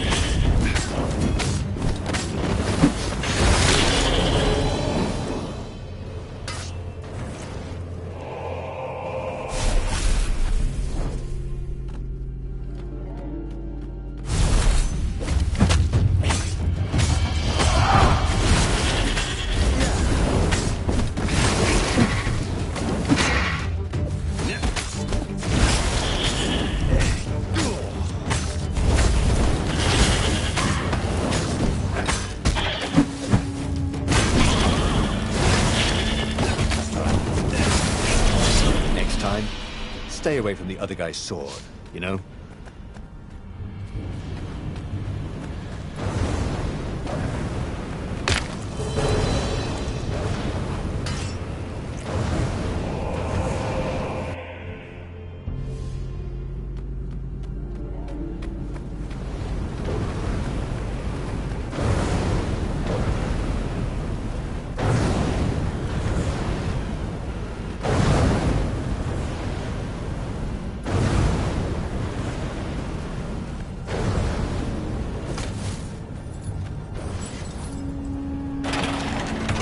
The Ravens, at least, could not get past this point.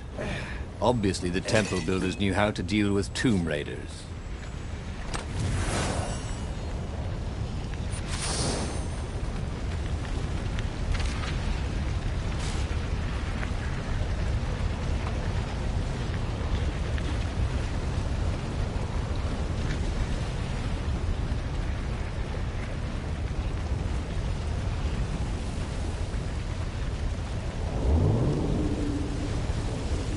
Renato had always wanted a flying carpet.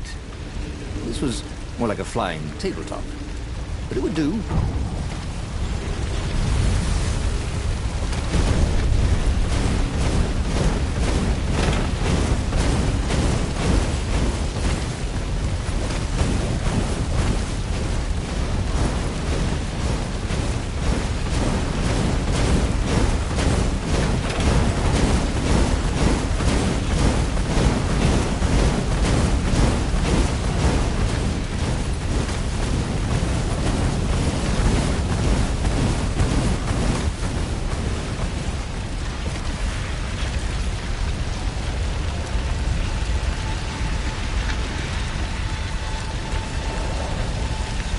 It was a stone of the purest blackness. It reflected no light, like a void made solid. Nervous, he picked it up. I can make you mighty. Who said that? Give me blood. It was the stone, eager, thirsty.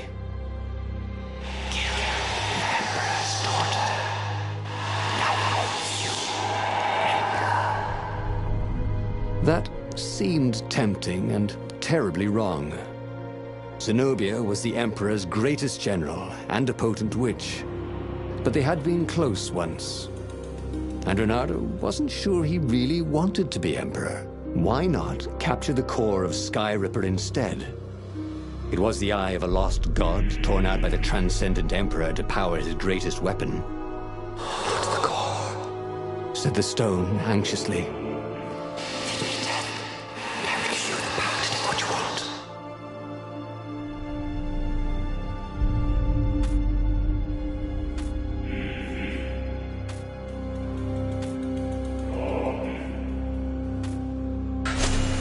The stone bothered him. He hated being told what to do. Wasn't that why he joined the rebellion? Wasn't that why he'd refused to be a soldier? He'd agreed to come on board only if he could freelance. The stone felt a bit clingy.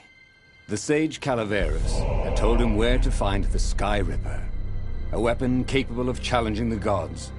Even without its armature, the core would still possess great power. He would go there.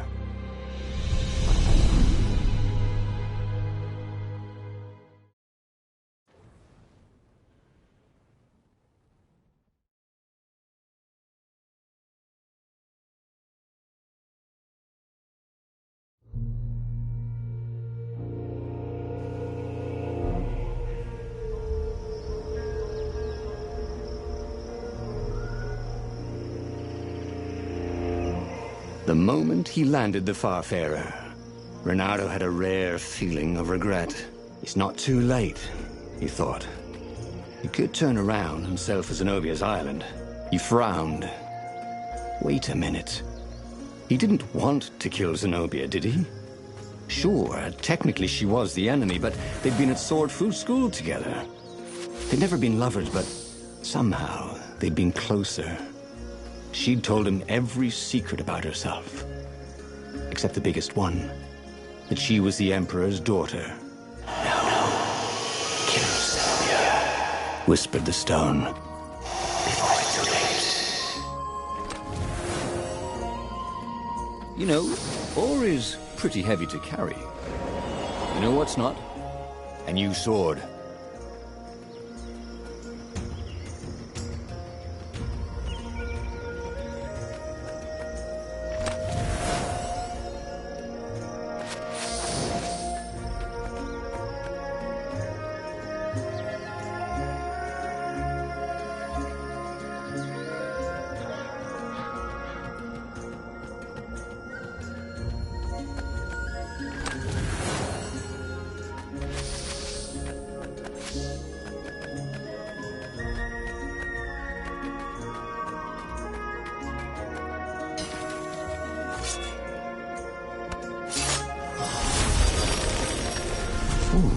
What's there?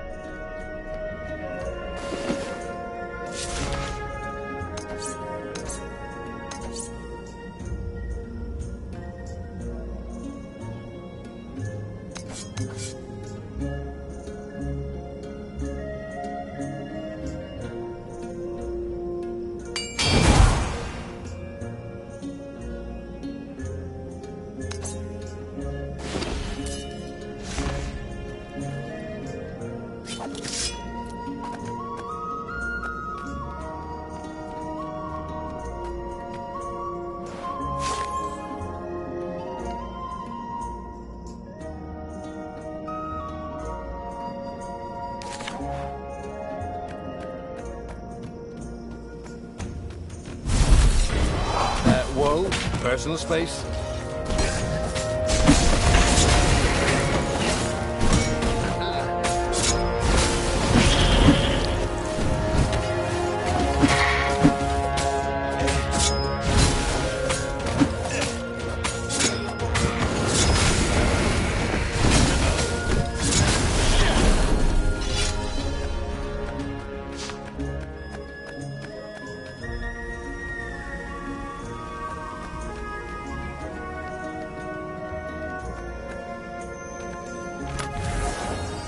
Chest full of old banana peels. There had to be more.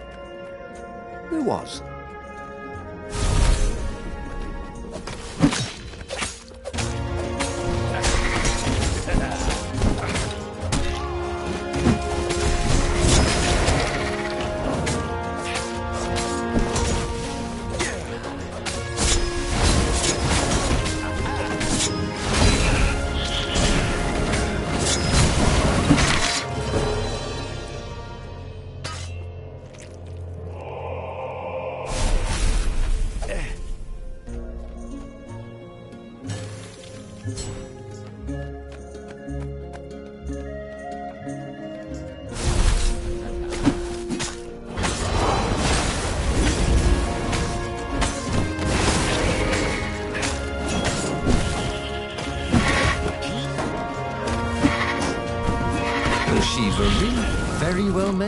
don't they?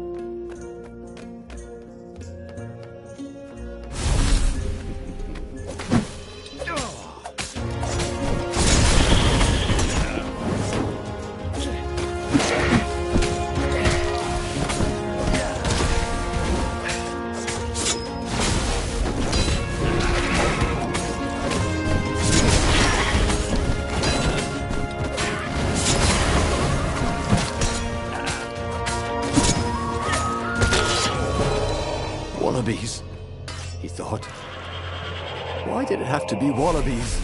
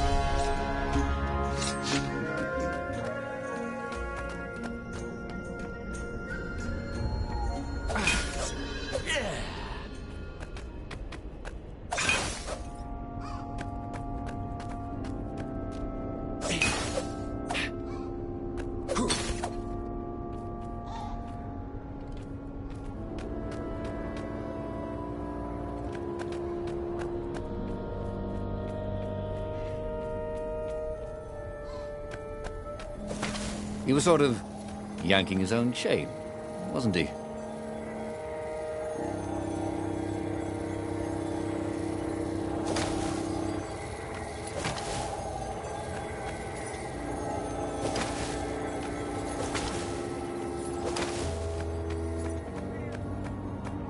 The stone hadn't lied about what it could do for him. With each raven he cut down, he felt a jolt of power flowing into his arm. "You're weak," whispered the stone. "The core will kill you."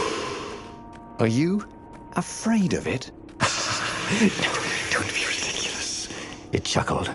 But it's unstable. It will poison you so much as carry it, and if you try to use it, it will explode catastrophically. Bernardo did not trust rocks that talked in his head. He went onwards.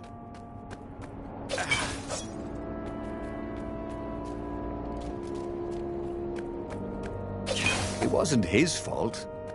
They looked so breakable.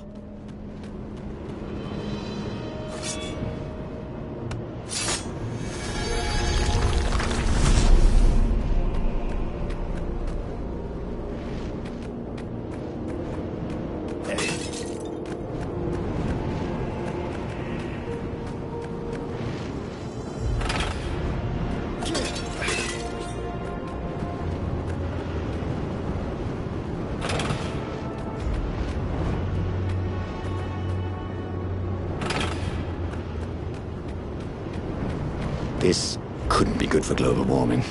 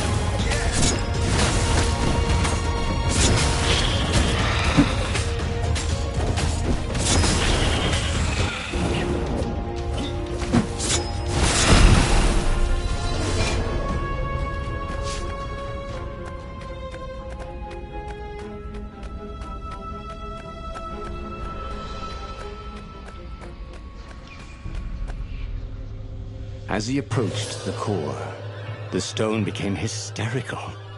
No, it's too much power. We will rip a hole in space and time. He had a sudden vision of plunging his gauntlet into the core and dying in anguish. That wasn't his vision, was it? The stone had sent him its darkest fears, hadn't it? He had a sudden impulse to do exactly that. He raised his right fist and plunged it into the core. There was a rush of light. He thought he could hear the stone screaming. And then he passed out. When Renato came to, the core was gone. But the Iblis stone was no longer black, but glowing with a blue light. And it was silent. "I can't hear you," he sang out, and "Yoo-hoo!" It didn't answer. "Ha!" he said. He had defeated the demonic gem with the power of his mind. He felt invincible. It was time to attack the Imperial outpost on the Nexus. Take the battle to the enemy. But among the huge crystals, there was also an observatory. A wise man would probably ask the scientists exactly what he had first. How wise was he?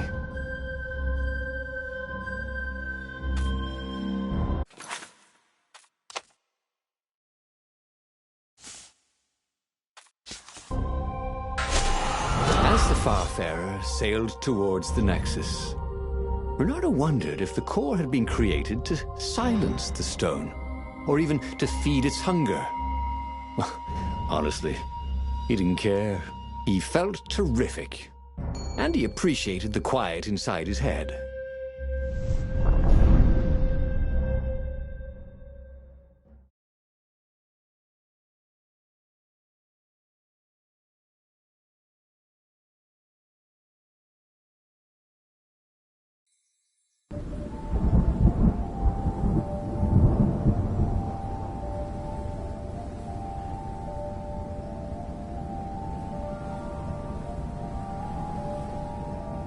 The Nexus was infested with ravens, but that didn't bother Renato. With each death, the converted Iblis stone in his gauntlets glowed brighter, and he felt stronger. Wow. He was getting a bit bloodthirsty, wasn't he? Well, he wasn't worried. He was a warrior. They're supposed to be bloodthirsty. Once you try it, you're hooked.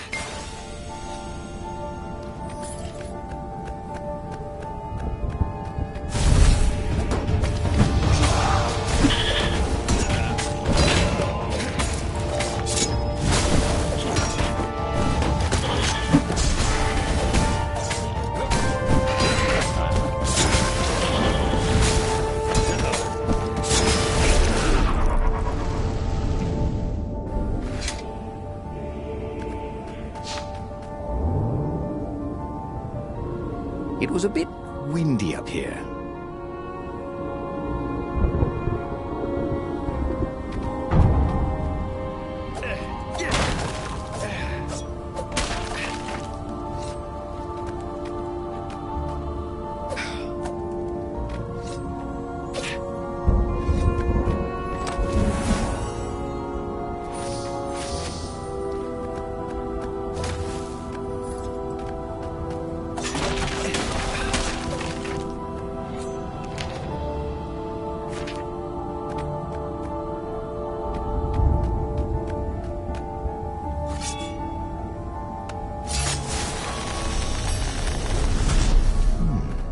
He hadn't noticed that path before.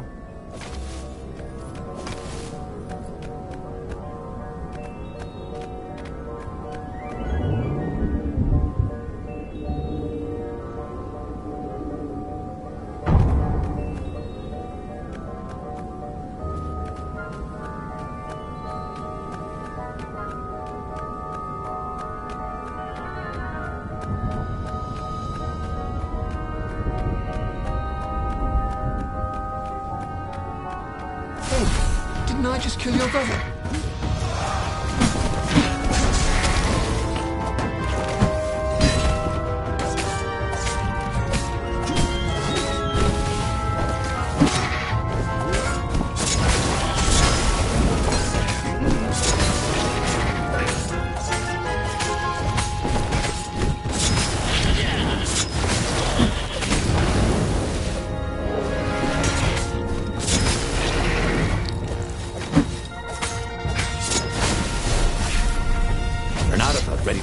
faster, stronger, bolder.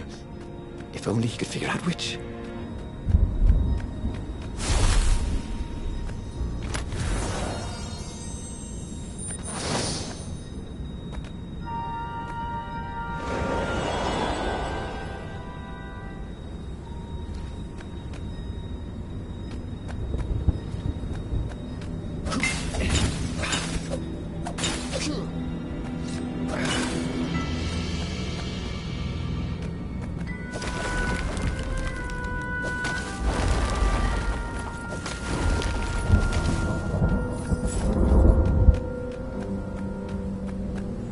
The core, absorbed in the stone, was doing its job perfectly.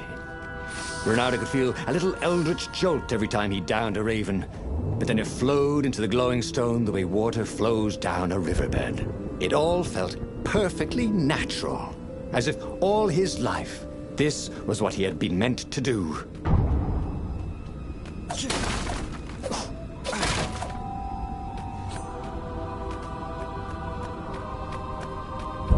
People had laughed at the government workbench placement program, but you could see the benefits everywhere.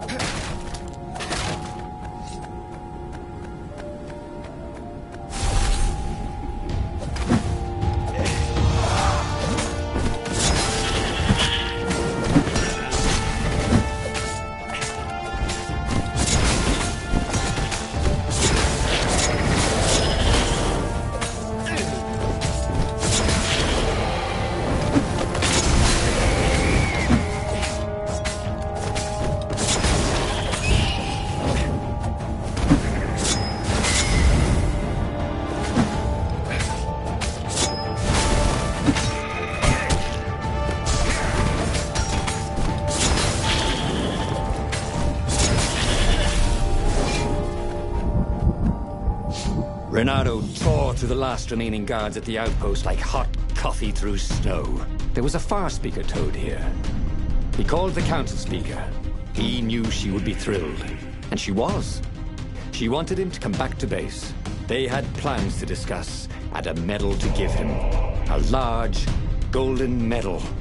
Great, said Renato. Let's talk about who else I can kill. Then the far speaker croaked again. Hello, Renato, It said. If you get sick of slaughtering second-rate birds in the Nexus, I'm waiting for you in the mountains. Zenobia, a witch, taunting him. With the stone, he'd finally be her match.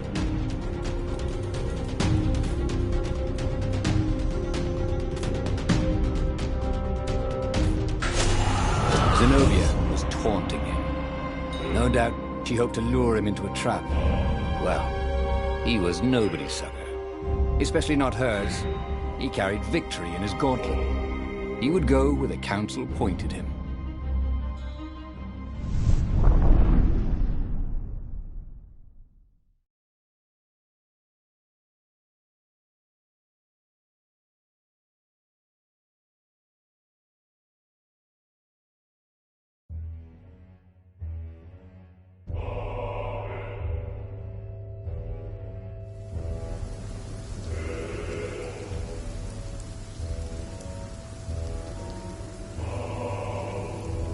As he set foot on the island, Renato felt energized, like when he was hunting or dancing.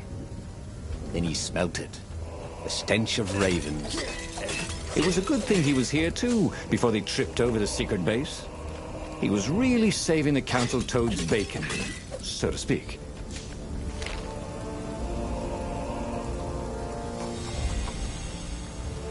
This was way better than being able to shrink down to the size of an ant. What was that all about, anyway?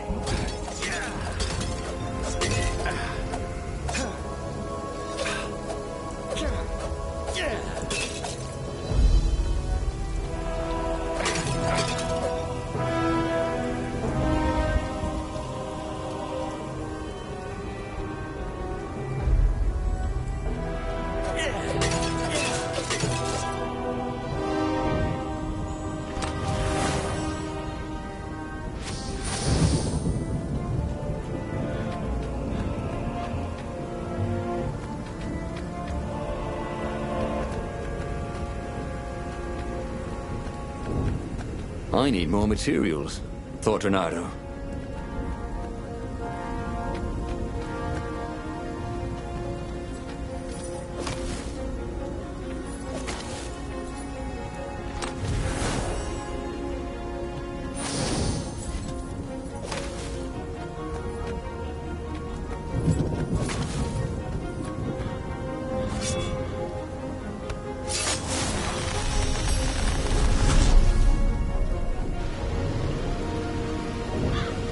Renato wondered if it wasn't cheaper to build bridges and stairs.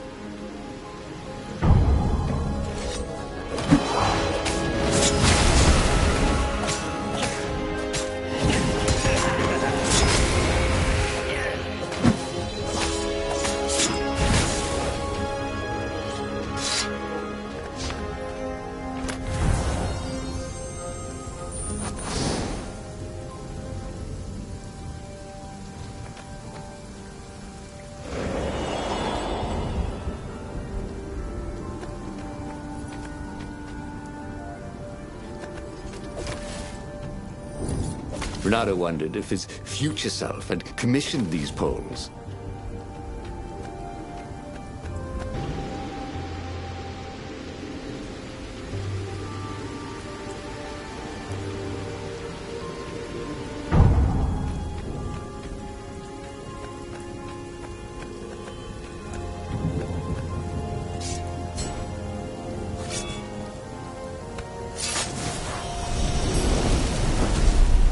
Maybe I should follow my nose, thought Renato.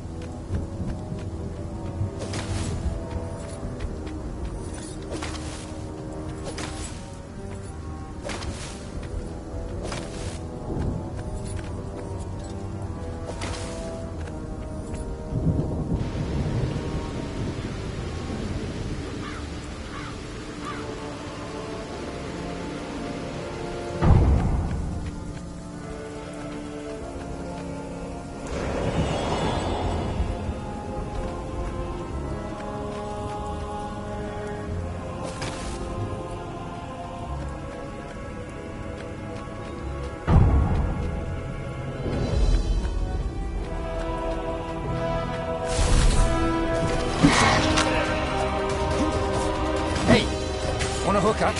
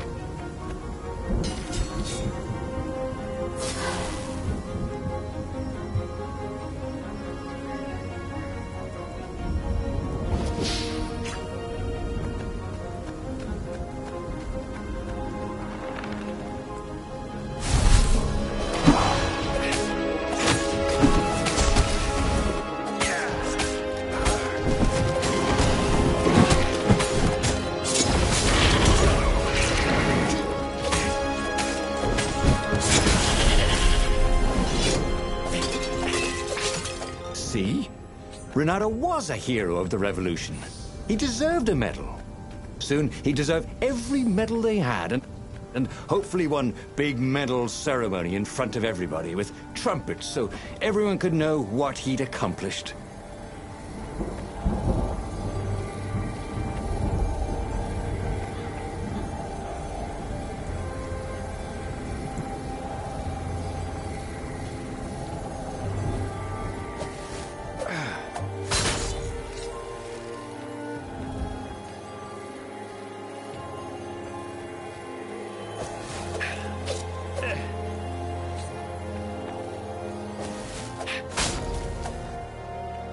Boy, if looks could kill.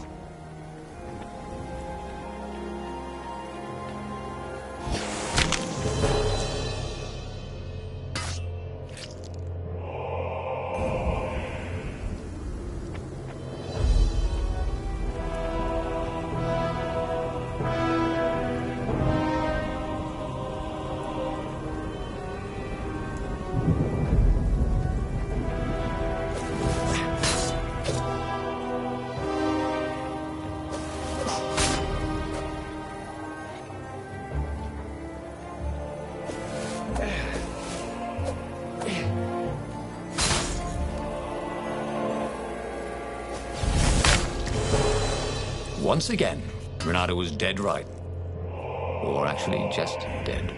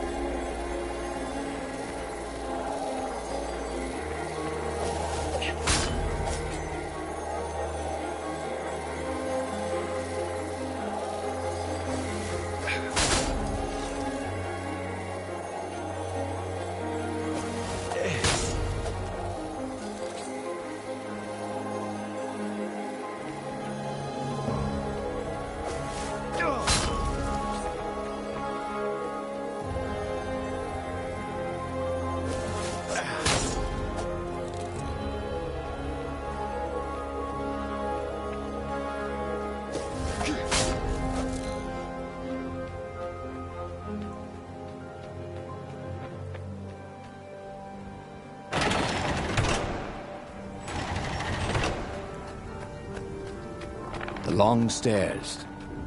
So he was close to the rebel base. Nothing was on fire. So far, so good.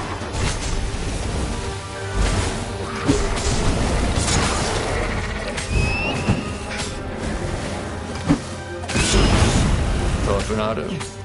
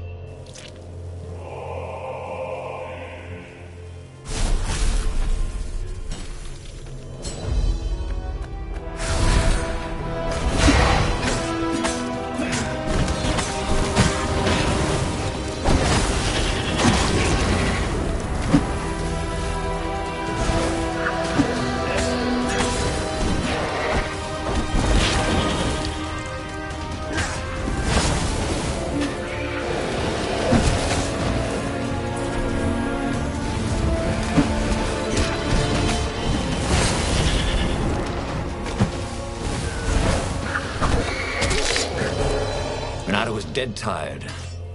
Then he was just dead.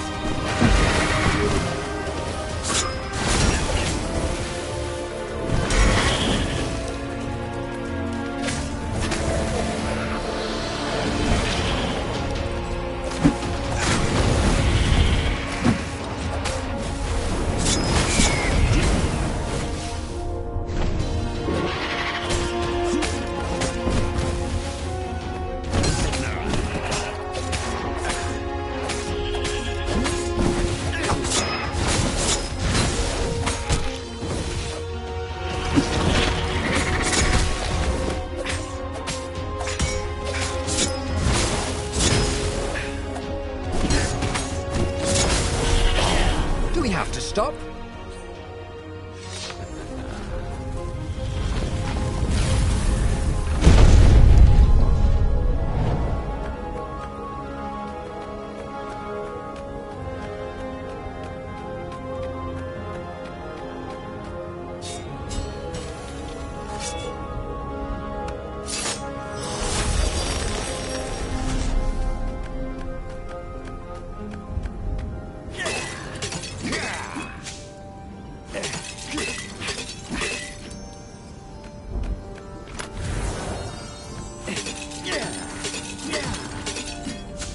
Sometimes, Renato really hated inanimate objects.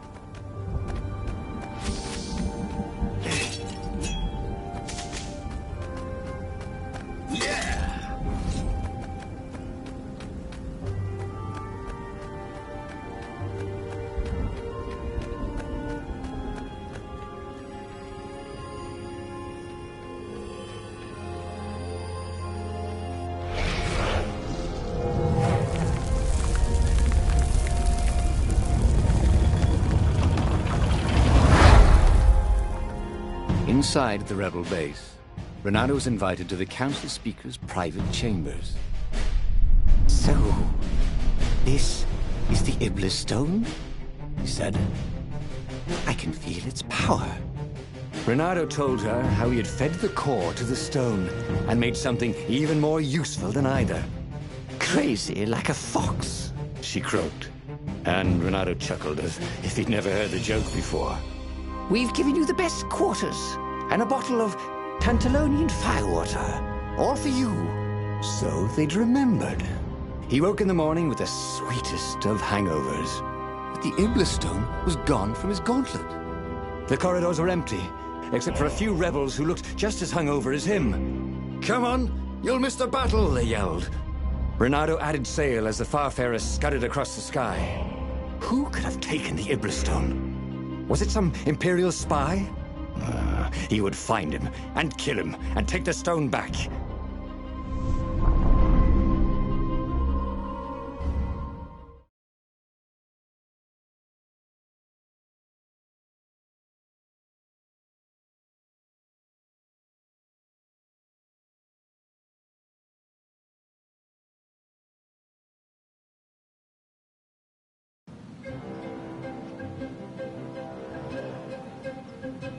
Renato had a bad taste in his mouth.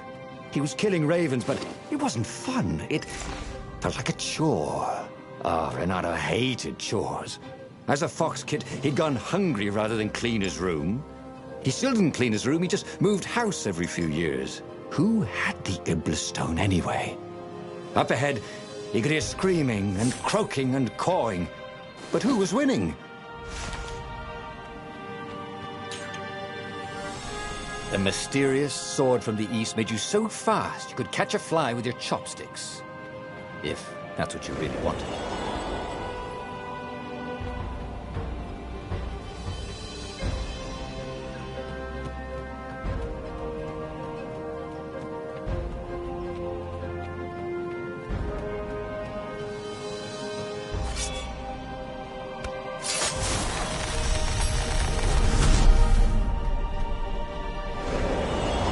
Renato had a feeling that was the back door to something.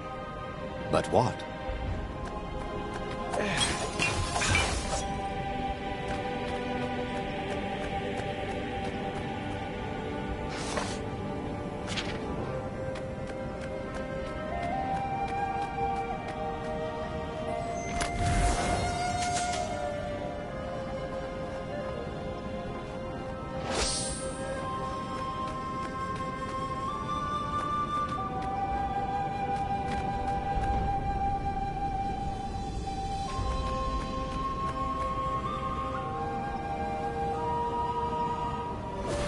Renato wondered.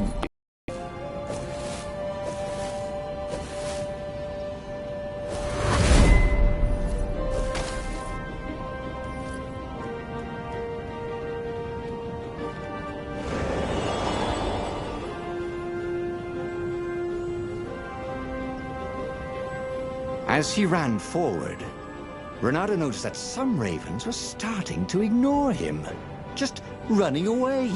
Who were they running from? Some hero of the revolution? If some other so-called hero of the revolution had the stone and tried to take his victory and his medals, Renato was going to be seriously pissed off. He was the hero, not some other bozo.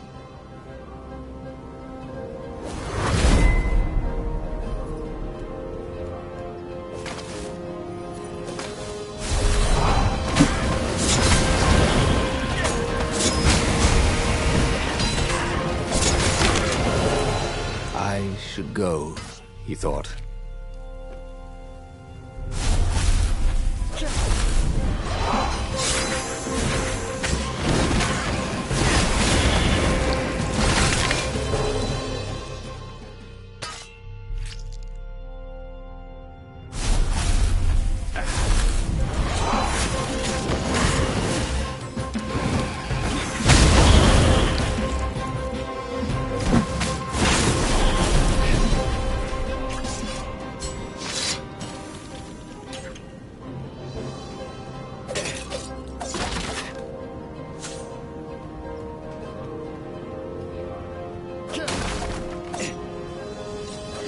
Smashing things was fun.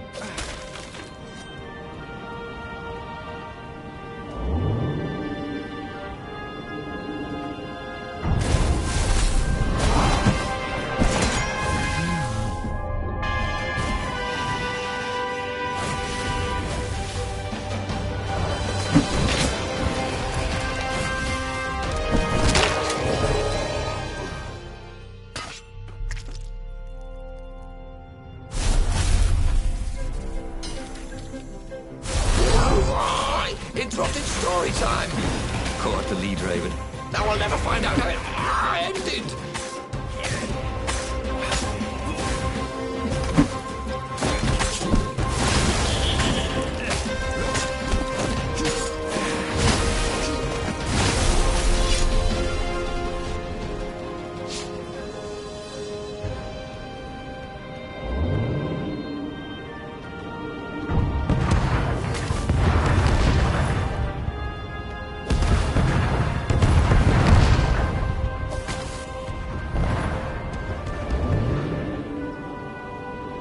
There was a sign.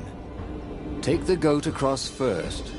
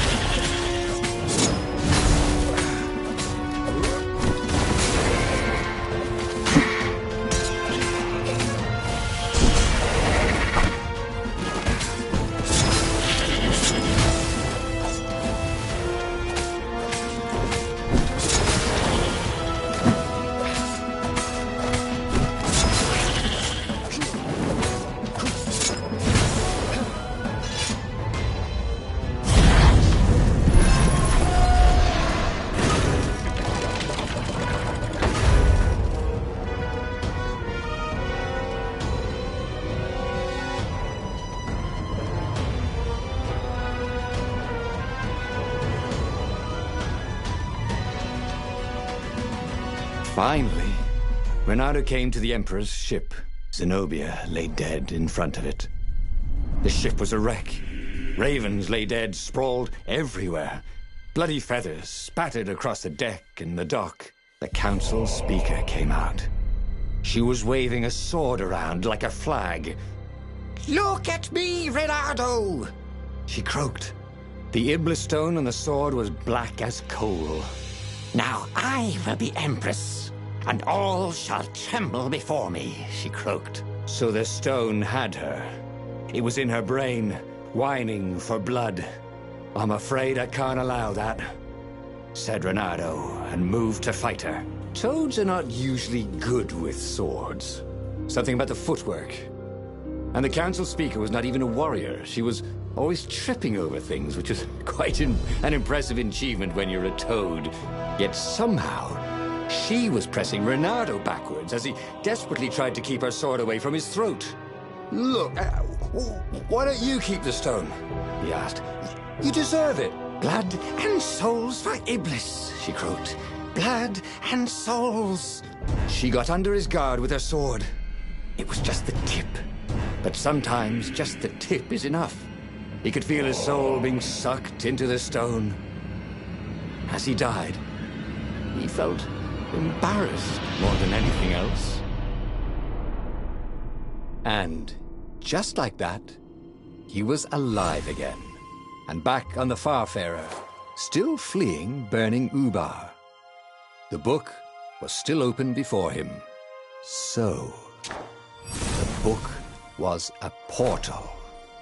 It took you to the future when your destinies would branch. He had failed and died 3 times, but he'd learned another true thing.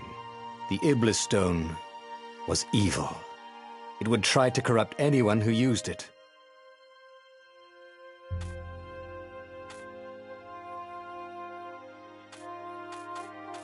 But he was starting to feel like he was getting the hang of this.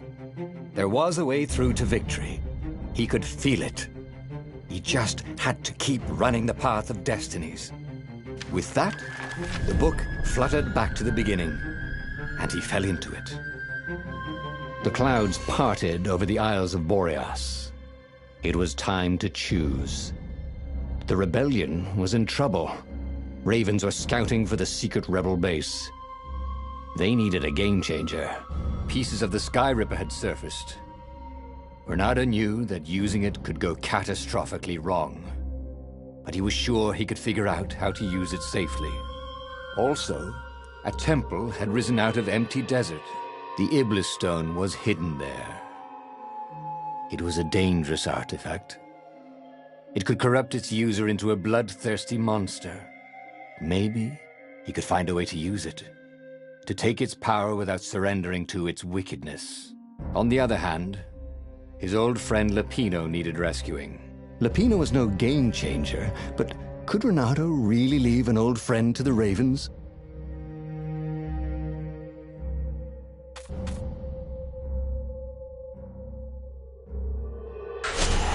The island was windswept desert. No one went there except ostriches and ostrich hunters. The Iblis stone